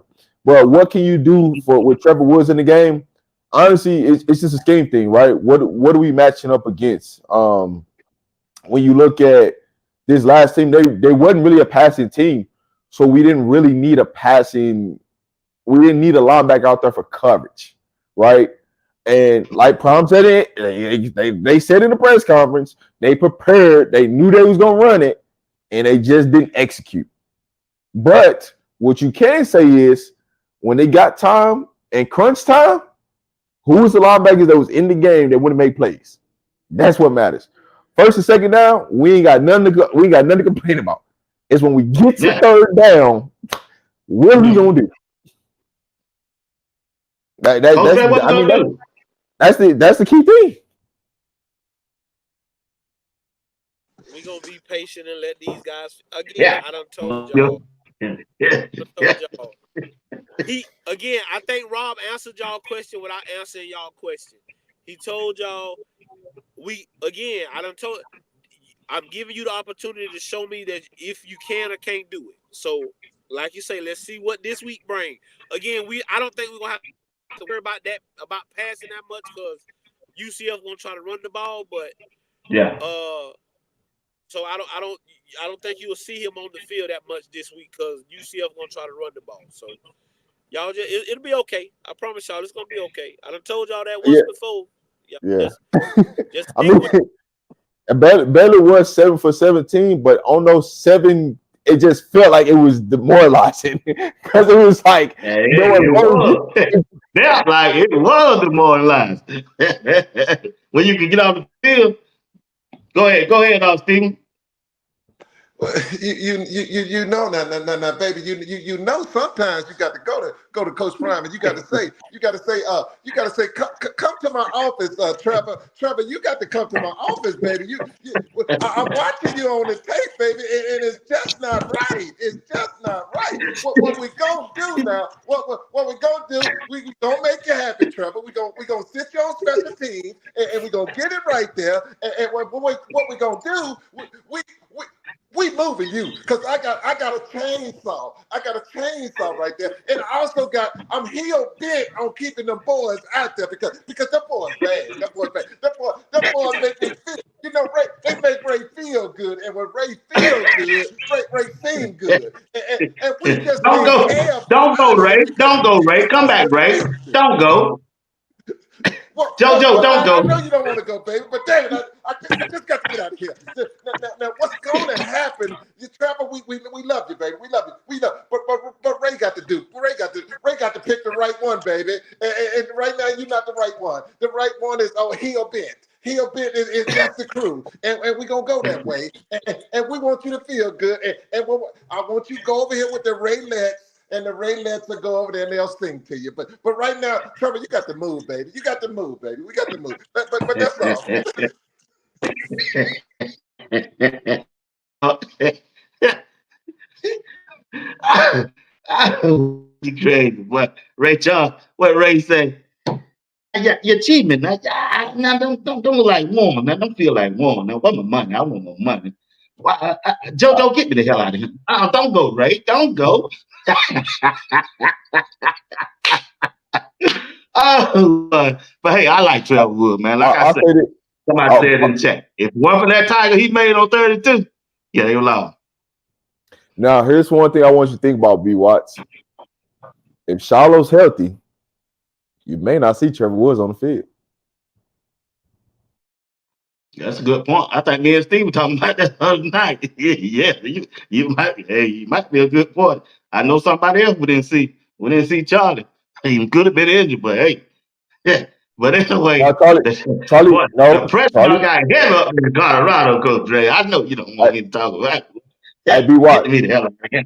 Ray. Don't go. Charlie did come in the game, and the only reason he came in the game was because Michael was sitting on the table getting wrapped up. And that's why he was in the game. And once Micah came back from out of off the medical table, you didn't see Charlie. Okay, but anyway, they still part of the thing. I like them, man. But anyway, but check this out. We finna get in the meat of this schedule, right? So let's switch and talk about the cornerback. Now, in the game time, I kept saying we was in a group text. Steven, who else in that group text? A lot of us in that group text. I think Greg. I said, man, why they keep picking on DJ? And is it because it rained or because they don't want to throw on Travis out? He kept on getting up them third down plays. When I went back and watched it today, look like he ain't physical enough over there to me. He don't jam the wide receiver like I want him to. I could be wrong, but I'm going by what I saw. He got beat on third downs a lot. And Preston Harden had no good game yesterday. I know everybody can have a bad game, but still, that's what I was looking at when we talking about the cornerback position. Come on, Coach Stray, talk to me. I mean, everybody do awful. I think he got to get his hands on him. Preston just got to turn. I think DJ just got to turn around. There you go. He didn't turn around. He didn't turn around. He did turn around. And you got to you got to take advantage of your moments. I mean, it hit you right in the hands. I'm talking about it hit you right in the hands. We going up the sideline for yeah. It hit you right in the hands. So, we just got. It was raining too, so I could actually. We gotta take advantage of the moments. But I'm still good with all them guys. I see 3 out there a lot, so I'm good with everybody. Everybody gets beat. Preston, on that play, that's the fastest kid on their team. Like I think they said that kid run a 4.3. You gotta get your hands on. you got to kind of knock him off his route, because if you just straight let him run Got down to. the field, you ain't gonna run with him. You know, Preston ain't got that kind of speed. I mean, he got nice No. speed, but not no 3 type speed. So I'm not concerned. I still feel like we played good. Y'all seen that man, the one number 7? He's a real dog. He's a real. Yeah. I know Cole put that L on his chest. He need to get that D on the other side, because he's a real dog. That kid is what you looking for, and I'm pleased with Stoudemire. I think he messed up maybe a couple times. He wasn't lined up right, I think. But besides He that, did. He did. I think besides that, I wasn't. I need Hodge to just turn around a little bit. When he see the ball, when he feel like the ball coming his way, I need him to just turn around, because I think he could have knocked a couple of them down because of his arm length. He long and leaky. So, but I'm not concerned with those guys. I think them guys will have a bounce back. We got a great coach in Mathis, and you got Prime and all those guys back there. So I'm not concerned. I think we're good. When it comes So to Rob, before you DJ, go on that, do you think they need to play more zone than man to man at certain point? Or they, man, it was 3rd and 13. They said man. no, Why? actually, honestly, because I'm gonna break it down to where you can if you go back and watch it, it'll start to make sense for you. When you looked at DJ, it's all just technique, just him understanding. Use these long arms, man. God didn't bless you with them. Just use them. Like, you got opportunities, and it's just all about just technique, just going to go find the ball. If he starts to understand how to find the ball in air, he will make a lot more plays where these won't be completions. Simply what they did against President Hodge was just pure scheme. It was just pure scheme. They sent his man in motion so much that had him on the run, so he couldn't get his hands on the wide receiver. And so one of their biggest plays, they actually missed because they picked him off. They had Travis, man, pick him off, and he ran smack into Travis. Quarterback just didn't hit him. But what they were doing was putting his person in motion and trying to use Travis guy as a pick every time on Hodge. That's why Hodge was looking like he was getting burnt. It was just they just schemed it up, and it was some rub route. They need to play zone. That's why It I was asked some you they rub need to play. route, but you can't. Part They of it use is Travis, testing. man. But listen, if the safety where he's supposed to be at, you don't have to worry about that. Even if he gets beat, the safety is not where he's supposed to be at. That was the other issue, right? One safety is in the spot they're supposed to be in, and the other safety not where they're supposed to be at. And you can naturally see it. By the time the other safety realized that he wasn't in the right place, ball's already up in the air. It wasn't nothing you can do. You got it, so it can't just be on the corners. We got a safety high, and the safety high ain't high. He's supposed to be the deepest man. Not to cut you off, Rob, But but then the thing is, them was great throws by that quarterback. he throwing some time. He ain't no quarterback that throw. Yeah, he them was great throws. That one Preston was right there. He even had the boy arm held. The boy just put it he couldn't have put it no better. That was just a great throw, and that deep pass. I mean, the kid got a 4.43. He just threw it out there, and he just believed the guy was gonna go get it. So like I said, sometimes it's football. We got to give Baylor their respect on some of those plays. They just made plays. Oh, I can't get that. Yeah, I can't expect. You get what I'm Yeah, saying? Yeah, they just made plays on a couple of those plays. That's why I say I'm not concerned. I mean, them boys made some great plays yesterday. listen, they came with a great Y'all scheme. tell me y'all ain't concerned about you. So you telling me you ain't concerned about DJ won't put his hands on the receiver when they coming off the line Listen, of scrimmage? BWatts. I'm there at the game. He was putting his hands on him. It was a lot of hand fighting going on. But he It's don't just turn his head. He don't never turn around. that's just technique, man. That's just pure technique of understanding balls in the air. You got to be looking for the ball. There's certain things that you can just look up and say the ball coming. Wide receiver eyes getting like that is just technique being locked in. Hey, Rob, ask him this one here. Do you BWatts, do you think Baylor have a good defense? Who? Baylor. Do you think Baylor have a good defensive backfield? Oh, hey. Well, after I watched it today, yeah, them boys tight. Okay, so you're telling me they're tight. How many penalties did their DBs get in the game for holding Travis? How many penalties did they get in the game? Well, they was over Travis Referee all wasn't day. on. Sir? The referee wasn't out. They ain't getting on. Yeah, yes, they did. They got one on Travis for a 45-yard when They got one on Travis. Yes, sir. They got Yes, three. they got two on Travis. They got Hey, two. The listen. one that Hey, BWatts. Travis caught the ball. They got that, I'm gonna and they miss got that. one. Hey, BWatts. Every time Travis got a Okay, I penalty, seen that. You're right. Huh? Go ahead. BWatts. Every time Travis got a penalty, it was on Baylor's sideline. Absolutely. They were holding Travis, The and when he whole was on game. Colorado sideline, they did not call it. They didn't even call it. It was like they had their blinders on. They were holding Every Travis. damn game. They got the lines on every They game. were holding. Listen, But my point. But this is my point. You feel like they do have a good defensive backfield, but they got beat, and they got beat on quite a few plays. And they have a good defensive backfield. We have a very good defensive backfield, and we're playing man to man. And we got people that are sometimes, like Rob is telling you, that are out of position. And what we also had was Baylor made spectacular catches. You can say what they schemed it up right, and those two catches, I don't care what. I still can't believe he caught those two balls. The one with the one hand and that dive and catch. Man, I thought he dropped that because he had to get it on his fingertips to bring it into his body and move to the side so that the ball don't bounce. Man, you just don't see that. You just do not see that. So spectacular plays on behalf of Baylor. You're playing man-to-man, what they played 70-some possessions and probably 40, 35 or something. There was pass plays. The DBs got beat. Okay, say they got beat three or four times. Look at the percentages. You got beat 4 times, but you're 28 of them. You were on point. I can deal with that all day, every day. That's just me. And that's even in the NFL. So I think people get so caught. Oh, man, he got beat. So that's one play, dog. And then when you look at it, it wasn't him that really got beat. It's the scheme and somebody wasn't in their position. So you have to, it's a whole lot of layers to an onion. And you have to peel it in order to understand, was it really the player? Was it really two? Was it really the running back? Or was it really the offensive line? Once you start peeling it back, you realize it was a combination of this person didn't do what they're supposed to, which impacted everybody. So I love our DBs.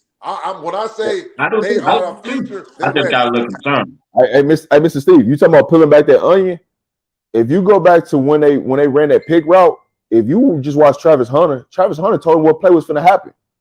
And President Hodge just didn't get over it because they didn't throw the ball to not one receiver that Travis was going the whole entire game. So you tell me you ain't scheming? That's a scheme. I'm not going at Travis Hunter, so I got to do something. Whoever's on Travis Hunter to scheme something up to get it to the wide receiver that's on his side, and that's all they did. When they made throws and he was on Travis' side, they made sure Travis Hunter was nowhere near close to that play. And so the route that they ran with their wide receiver was a comeback route or a slant, and just stop in the middle of the field. Just keep Travis Hunter away from the ball where he can't make a play. That's what they did. It was a hell of a scheme. It was a hell of a scheme. And that's why Preston Hodge looked like he was beat on a couple of plays because they ran natural pick routes. And the refs just didn't call it. It is what it is. It's football. You got to go with what's going. You got to roll with it. Okay. We need to use those routes. Okay, when we look at the safety position, Coach Ray, Cameron Simeon Craig is a baller. Shot caller. Hey, what else? There's nothing else to say about that kid. That kid has earned everything he's got. Nobody gave him nothing. He didn't ask for nothing. He came and he took it. He's just out there playing. He's the leader. There's no ifs, ands, or buts about who's the leader of the Colorado defense. He wears number 7. He does everything. He on that last play, he lined Travis up to make sure Travis was where he needed to be at that play. That guy he's for real, man. Yeah. If you watch it, go back and watch. He telling Travis move up. You know he finna run the ball. Baylor not finna try. Baylor been running the ball all night. They ain't finna try to throw no ball. They finna try to run the ball and try to tie the game up. That guy is everything you want. But y'all say Coach Prime can't coach. He been coaching that kid since high school. Just in case y'all, Coach Hart can't coach. He been coaching that kid since high school. You know, just word for thought. But him and Stoudemire, they've been doing a great job back there. I'm so proud of Stoudemire to come back off the injury and to play the way he's been playing. Like I say, a couple times he just lineman in assignment. I think he was lined up wrong, made a few errors, but he made some big tackles. Uh, and like Rob said, when Shiloh get back, we gonna have some real close conversations about what's gonna happen back there, or somebody down in the box might be in a little trouble because 21 is gonna be on the field because he the headache CEO. So, but Boy, you gotta. him and Cam was back there. Woo, woo. I mean, I but he's when you look up dog, Silman Craig is what you're looking for right now. He Yeah. should be on every award list for safety. He should be to be on the Big 12 first team, all of that. If we ain't talking about that for Silman Craig, then y'all ain't watching football. Because there's Yeah. nobody playing week to week like he's playing, coming down, making tackles. So we proud of that guy. Yeah. when you talk about layers, right? You talk about the D line, the linebackers, you get to the safety, and you talk about Cam. This D line is allowing Cam to just play free and allow him to go make every play that you imagine that you want somebody to come up and make. He's going to go make it. He's going to go make it out in open space. I thought he was going to take that dude's head off when that when that quarterback threw that ball out there to that wide receiver. I'm like, I know you see Cam Hey, like that. I got the video. I'm gonna show it tonight, bro. Since you said that, but my internet acting up. Yeah, I Hey, got it. I seen it. hey, I thought it was gonna be it was gonna be a rash for him. I thought he about to go to the hospital. For sure. But no, when you look at Cam, man, he's just a person. He just a guy you want in your locker room. A guy that shows you if you put your head down and you just work, study film, do everything the right way, you gonna get rewarded, and you gonna benefit of your fruits from your labor. That's what Cam is. And I think a lot of people he don't get his just due because he doesn't have the big name. He ain't out there talking. He's just coming out there showing you, hey man, I brought my lunch pail today. Is you gonna match my energy? One thing is it's three things we can count on this, four things we can count on this defense right now. Travis Hunter, Cam, Hill Green, Bentley. Remember the four players right now, when it's time to go make a play, one of them forward making a play. Now, like Prom said, we got 7 people, right, on the defense side that's making a play. What happens when we can get all 11? Everybody doing their job. Right. So, hey, Cam is doing what he's supposed to do. He just finally getting a recognition that we already knew who he was. And that's what you love about it. As far as Carter, hey, it really don't show that Shiloh's missing. Now, there's some things we can clean up, but it don't show too much that Shiloh missing. You know what I'm saying? And also, this is what you got to get your hands out to Robert Lipson. Robert Lipson ain't putting none of these players in a position to show their weakness. He's giving them opportunities to play at their strength and do what they do best. But that's it. Go ahead, Mr. Steve. Hey, what I like is this one here. Silman Craig play speaks for itself. He don't have to say anything. We gonna talk for him because he is doing everything you ask a player to do. He's leading, and his production is second to none. The next thing I like is this one here. And I tell people, how can you put Carter Stoudemire on a bench now? He has played his way to the way that defense is performing. I don't care who's hurt or who's not hurt. You put a talent like that on the bench, it's gonna hurt. It's gonna hurt big time. When that defense is performing the way they're performing right now, you got to just incorporate Shiloh when he get back, incorporate him back into the flow of things because they are moving right now. This defense is going in the right direction. You got the leader of the defense right now, which is Craig, which is him and Hill Green and Bentley that are leading it. And all we need to do is say, hey, when I tell people the defense should tell the offense, come watch the show. You got a choice. You can be a part of it or you can watch it. But we putting a show on. And that's every week the defense puts on a show. And that's the attitude that I want to see because that's a winning attitude. It lets the offense know you don't have to, we don't need saviors over here. Just do your part.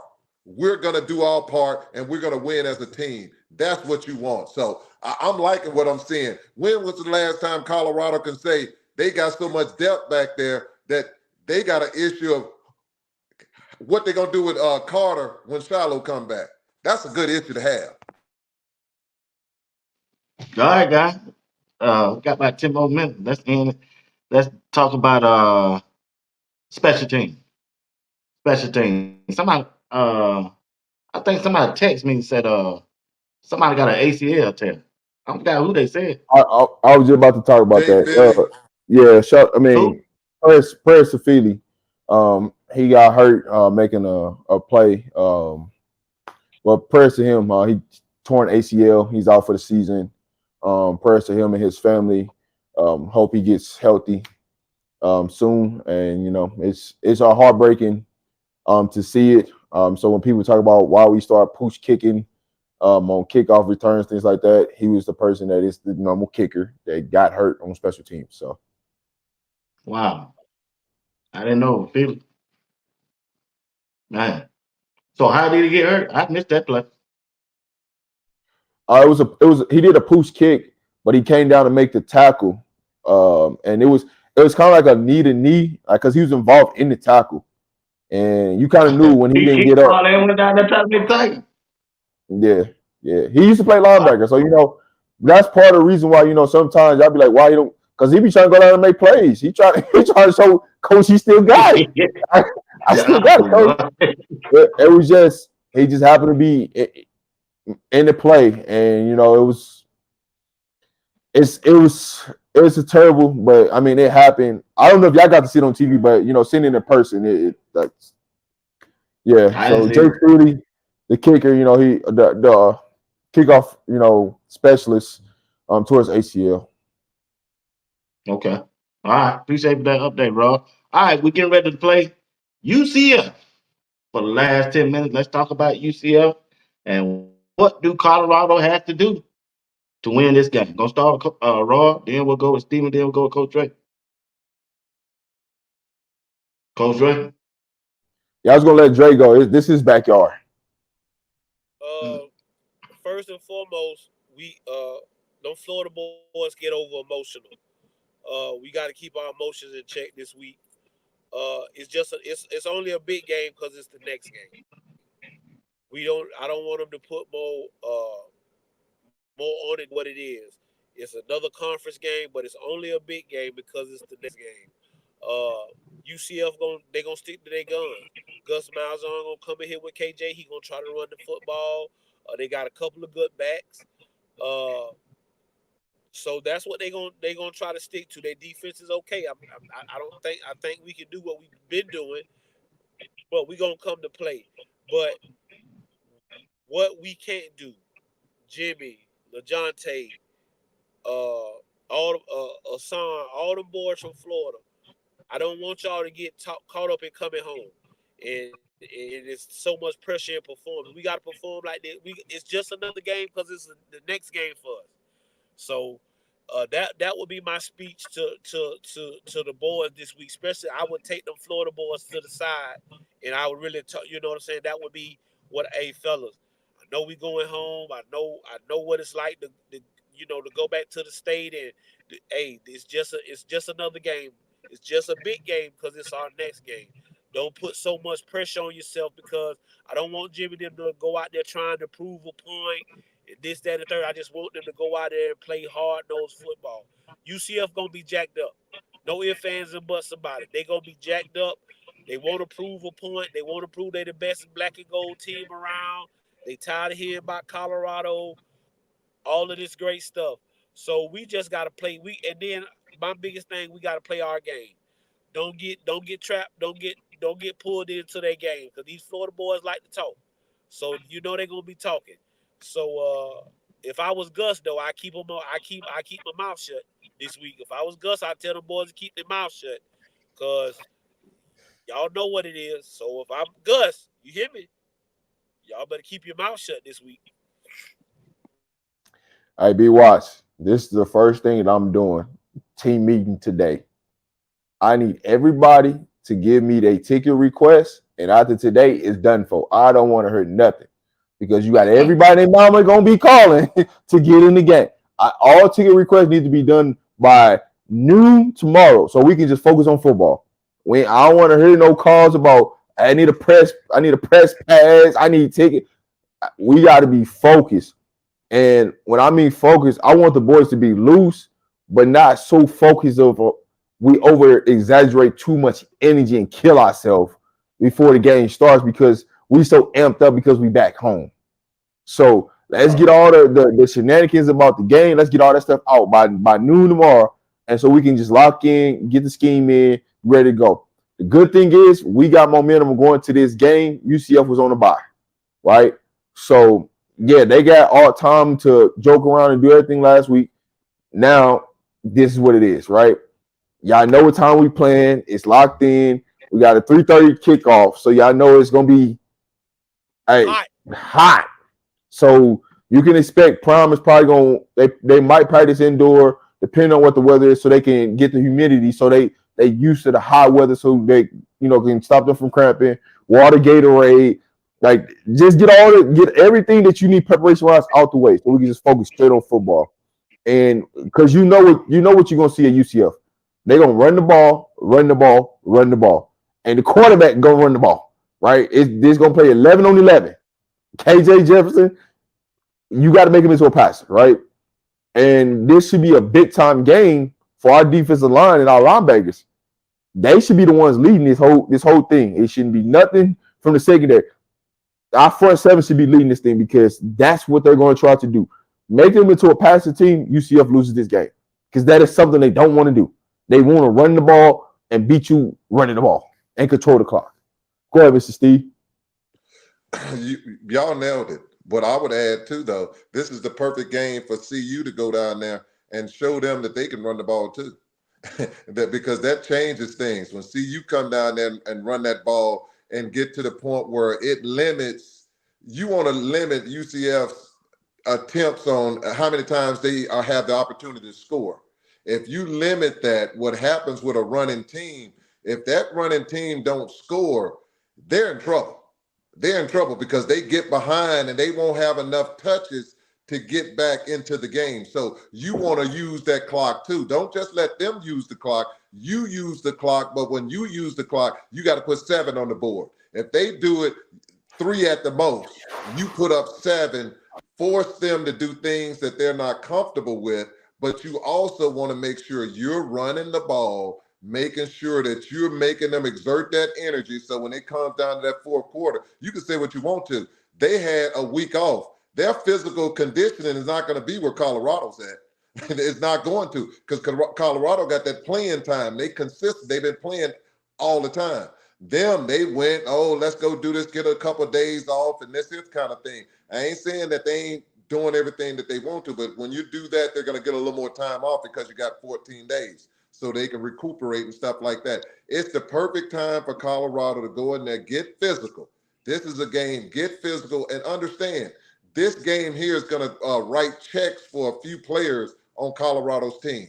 If they perform the way they supposed to, Jimmy, J5, I call him J Horn. I ain't doing that J5 because it ain't number 1 J5, and that's Michael Jackson had that. So I'm gonna go with J Horn. That's what he is, J Horn Jr. That's what he is. It's time to write your check, J Horn Jr. and Wester, write your check. And I think Shepard, this is his game to do what he needs to do. So I'm just looking at him have a great game, go down there, stay focused, and show them that the black and gold belongs to CU. All right. All right. Talk to me, chat, before we get off. We got about 2 more minutes. Name your offensive player from Saturday and your defensive player from Saturday. We're going to go right and hard. Who your offensive player, Steven, from Saturday? 12. Coach Ray? Offensively, Michael. Oh man, that's interesting. That's good. I was going Mike and Isaiah for my offense, man. Just us running the ball, man. I'm going both of them. All right, defensive side of the ball. Defense player. 12. Talk to me. Hey, A sweep. I got Silver Craig. You know, I was going with Cam. Travis just made the key play of the game. But I gotta go Cam. yeah. I got to go with Travis on both sides, fellas. I'm sorry. All right, let's see what the chat said. Uh, J Dot said Cam, Northside, Old Mill and Barnes. Hell, Free Barnes. The one I'm talking about, B Dog. Who else we got in here? Uh, offensively, Shedeur, Chris East. Defensive, Travis, Cam. All right, Hunter and Hunter. I'm with y'all on that. All right, guys. So y'all, anybody going to the Florida game? Y'all going to the game? Coach, I know you gonna be down there. He gritty. He said, yeah. But I'll be at the Kansas State game. So I Yeah, definitely be at that. bro. Bro be here probably Thursday. He come see us play Friday night. It's homecoming down here for us, which we don't care nothing about that. I don't care nothing about no homecoming festivities. Bro be down here Thursday probably. I think Colorado leaving Thursday as well. But we'll be down here Thursday. We'll probably go back up that night. Like I say, it's a 3:30 game, so um, it'll be hot. But also, like you've been hearing in the chat, I know people need to check the weather because it might be raining. It might be wet down here. It might be wet. I ain't gonna tell nobody no lies. It might be wet. So make sure you check the weather and stuff like that before you get down here, so you can pack accordingly. But it's a great week. Like I say, I just don't want us to get so wrapped up in everybody coming home. Prime coming home. Sap, Yeah. Coach. A few of the other coaches coming back to Florida.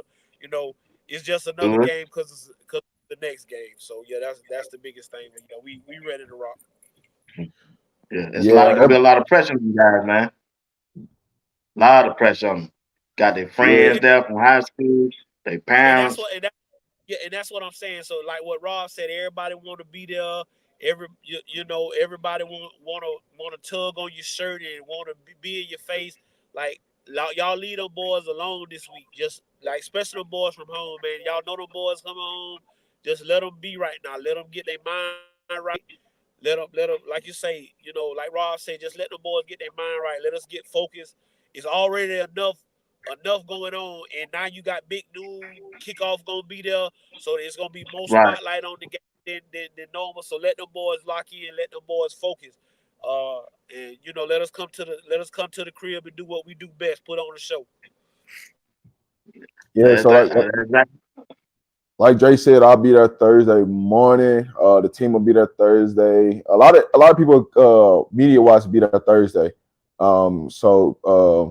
We might have something on Friday just in case. You never know. But I'll I'll be down there Thursday. I'll be at the K-State game too also when we get back to Boulder after the bye. So we got to get something done. Some work being done. But I'll be there. I'm excited, ready to go. We just got to keep building one brick at a time. Let's build this house up. Yeah. So against UCF, what's the most dangerous part of their game that Colorado need to be looking out for? They gonna run the ball. They gonna try to exert their will. They gonna run the ball. They not Gus is not gonna deviate from that. He'll try to spread you out and try to run it with the quarterback with KJ. Uh, But they gonna try to run the ball. They got two good running backs. They feel good about them guys. They think them guys is good running backs. They think they can run the ball. So you gonna have to prove to them that you can stop the run before they don't. But he not gonna go away from it. So our biggest thing is we gotta stop the run this week. No ifs, ands, and buts about it. I can So tell you right now. if they beat them, would they be ranked? Will we be ranked? Rob, Yeah, in the top 25? yeah, we'll be right because K-State just got blasted over the weekend by BYU. Utah is undefeated, and there's going Oklahoma the State Big was 12, picked. They lost. Yeah, Oklahoma State lost too, but they got a K-State and Oklahoma State play against each other this weekend. So one of them gonna have 2 losses in conference before we Yeah, even play them. right. So that's why it's key that we gotta take care of business at UCF, but it's all gonna come down to stopping the run against UCF, like Dre said. So is the running back or the quarterback we got to be worried about? Both. It's 11 personnel. They're gonna you gotta count for all But you it's have. 3 of them in all. It's 3 of them in all. They got 2 running backs and they quarterback. And then they got a nice receiver, but KJ, they like Gus don't really be trying to throw.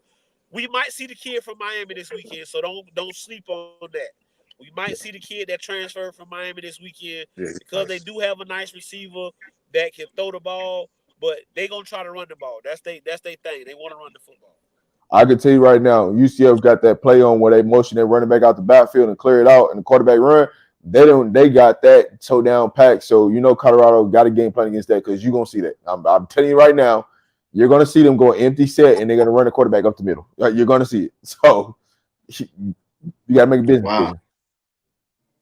Wow. He a big boy too, ain't he? Yeah, he a big boy.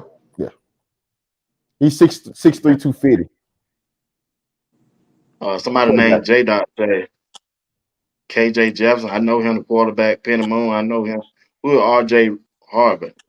RJ Harvey he's the starting running back, number 7. He their running back, and then the Hudson kid is the other running back. So that's the 3 people he talking about. Oh, okay. I gotta do some research on them.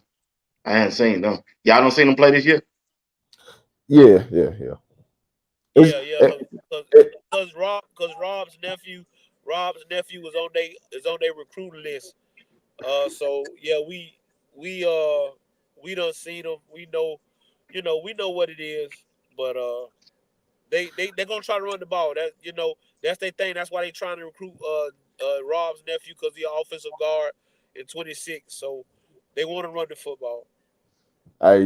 Trust me, it's gonna look similar to like North Dakota when it comes to the motion and jet sweeps, and that's what UCF gonna look like. Oh, okay. Okay. All right. Coach Ray, how y'all do Friday, bro?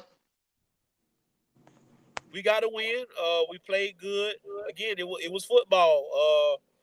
We were down 6-7 going into halftime. We scored with like 8 seconds left going into halftime. Our field goal kicker missed the field goal, but we got to halftime. We just challenged our guys. We better than them. We just better than them. What y'all gonna do? It's about the plays and what we gonna do. We came out the second half and we did what we needed to do. One of my guys got hurt on a dirty play. If y'all seen it on Twitter, the reporter wrote about it. It was like one of the dirtiest plays you ever see. Kid pancakes a kid. He rolls my guy over. My kid helmet falls off. He throws 2 blows to the kid and his hand hits off the surface. So, but just so happened the kid's okay. Got to control my son because my son got a personal foul. I'm just glad he didn't get tossed out. But it's just, when you lose, losing shows real character.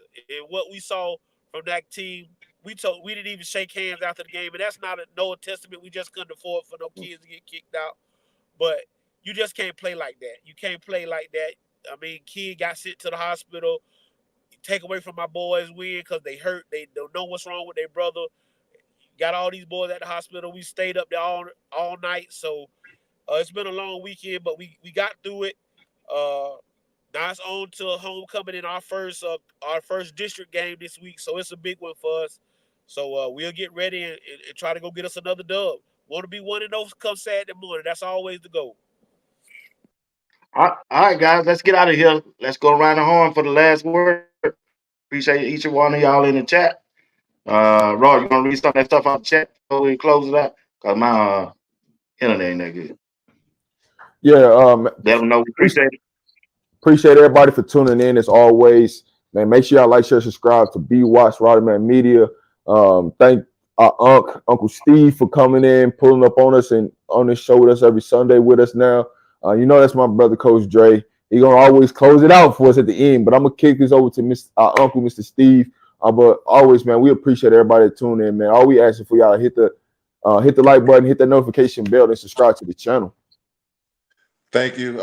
Thank all the people out there in podcast land. If it wasn't for you, it wouldn't be no us. We appreciate you. You are important, and we want to thank you for just spending this special time tonight to just listen to us. And we hope we put something into you tonight that can be positive. It's all about showing people that we can do better and we are better. So God bless. Have a good night. And Coach Dre, you do what you always do.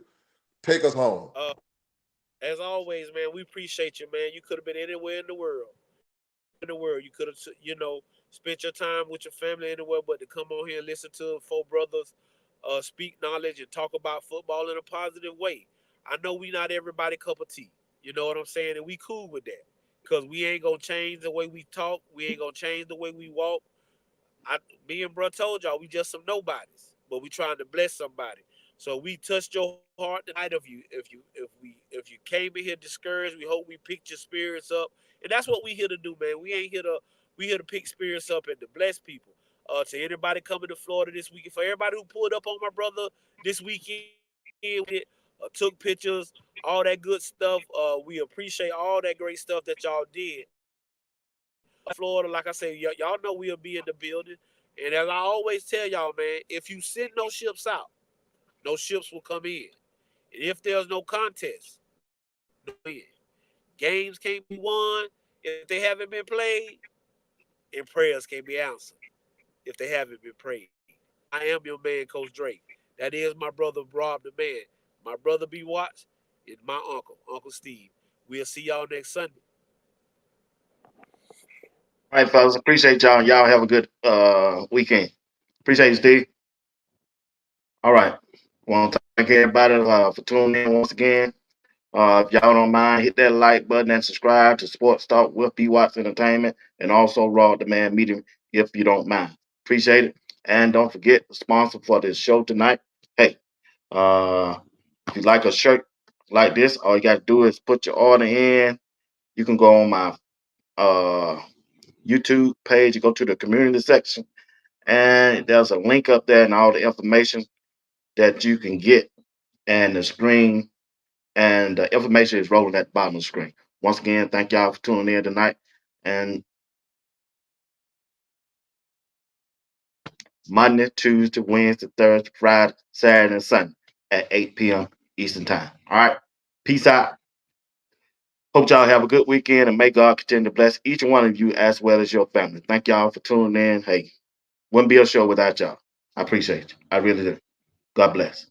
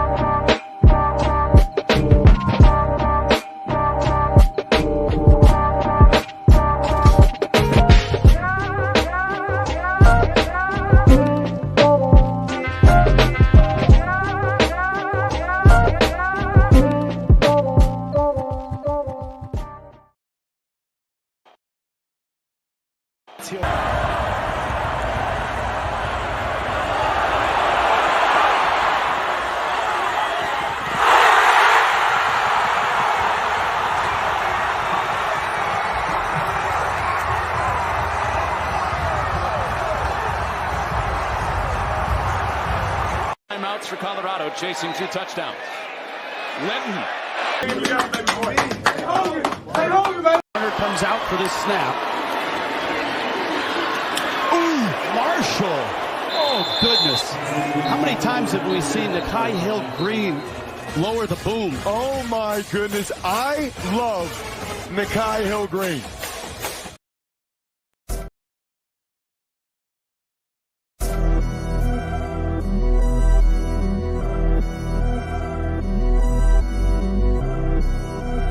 Sports Talk with BWatts Entertainment. I'm your host, Bernard Watt. Wizard.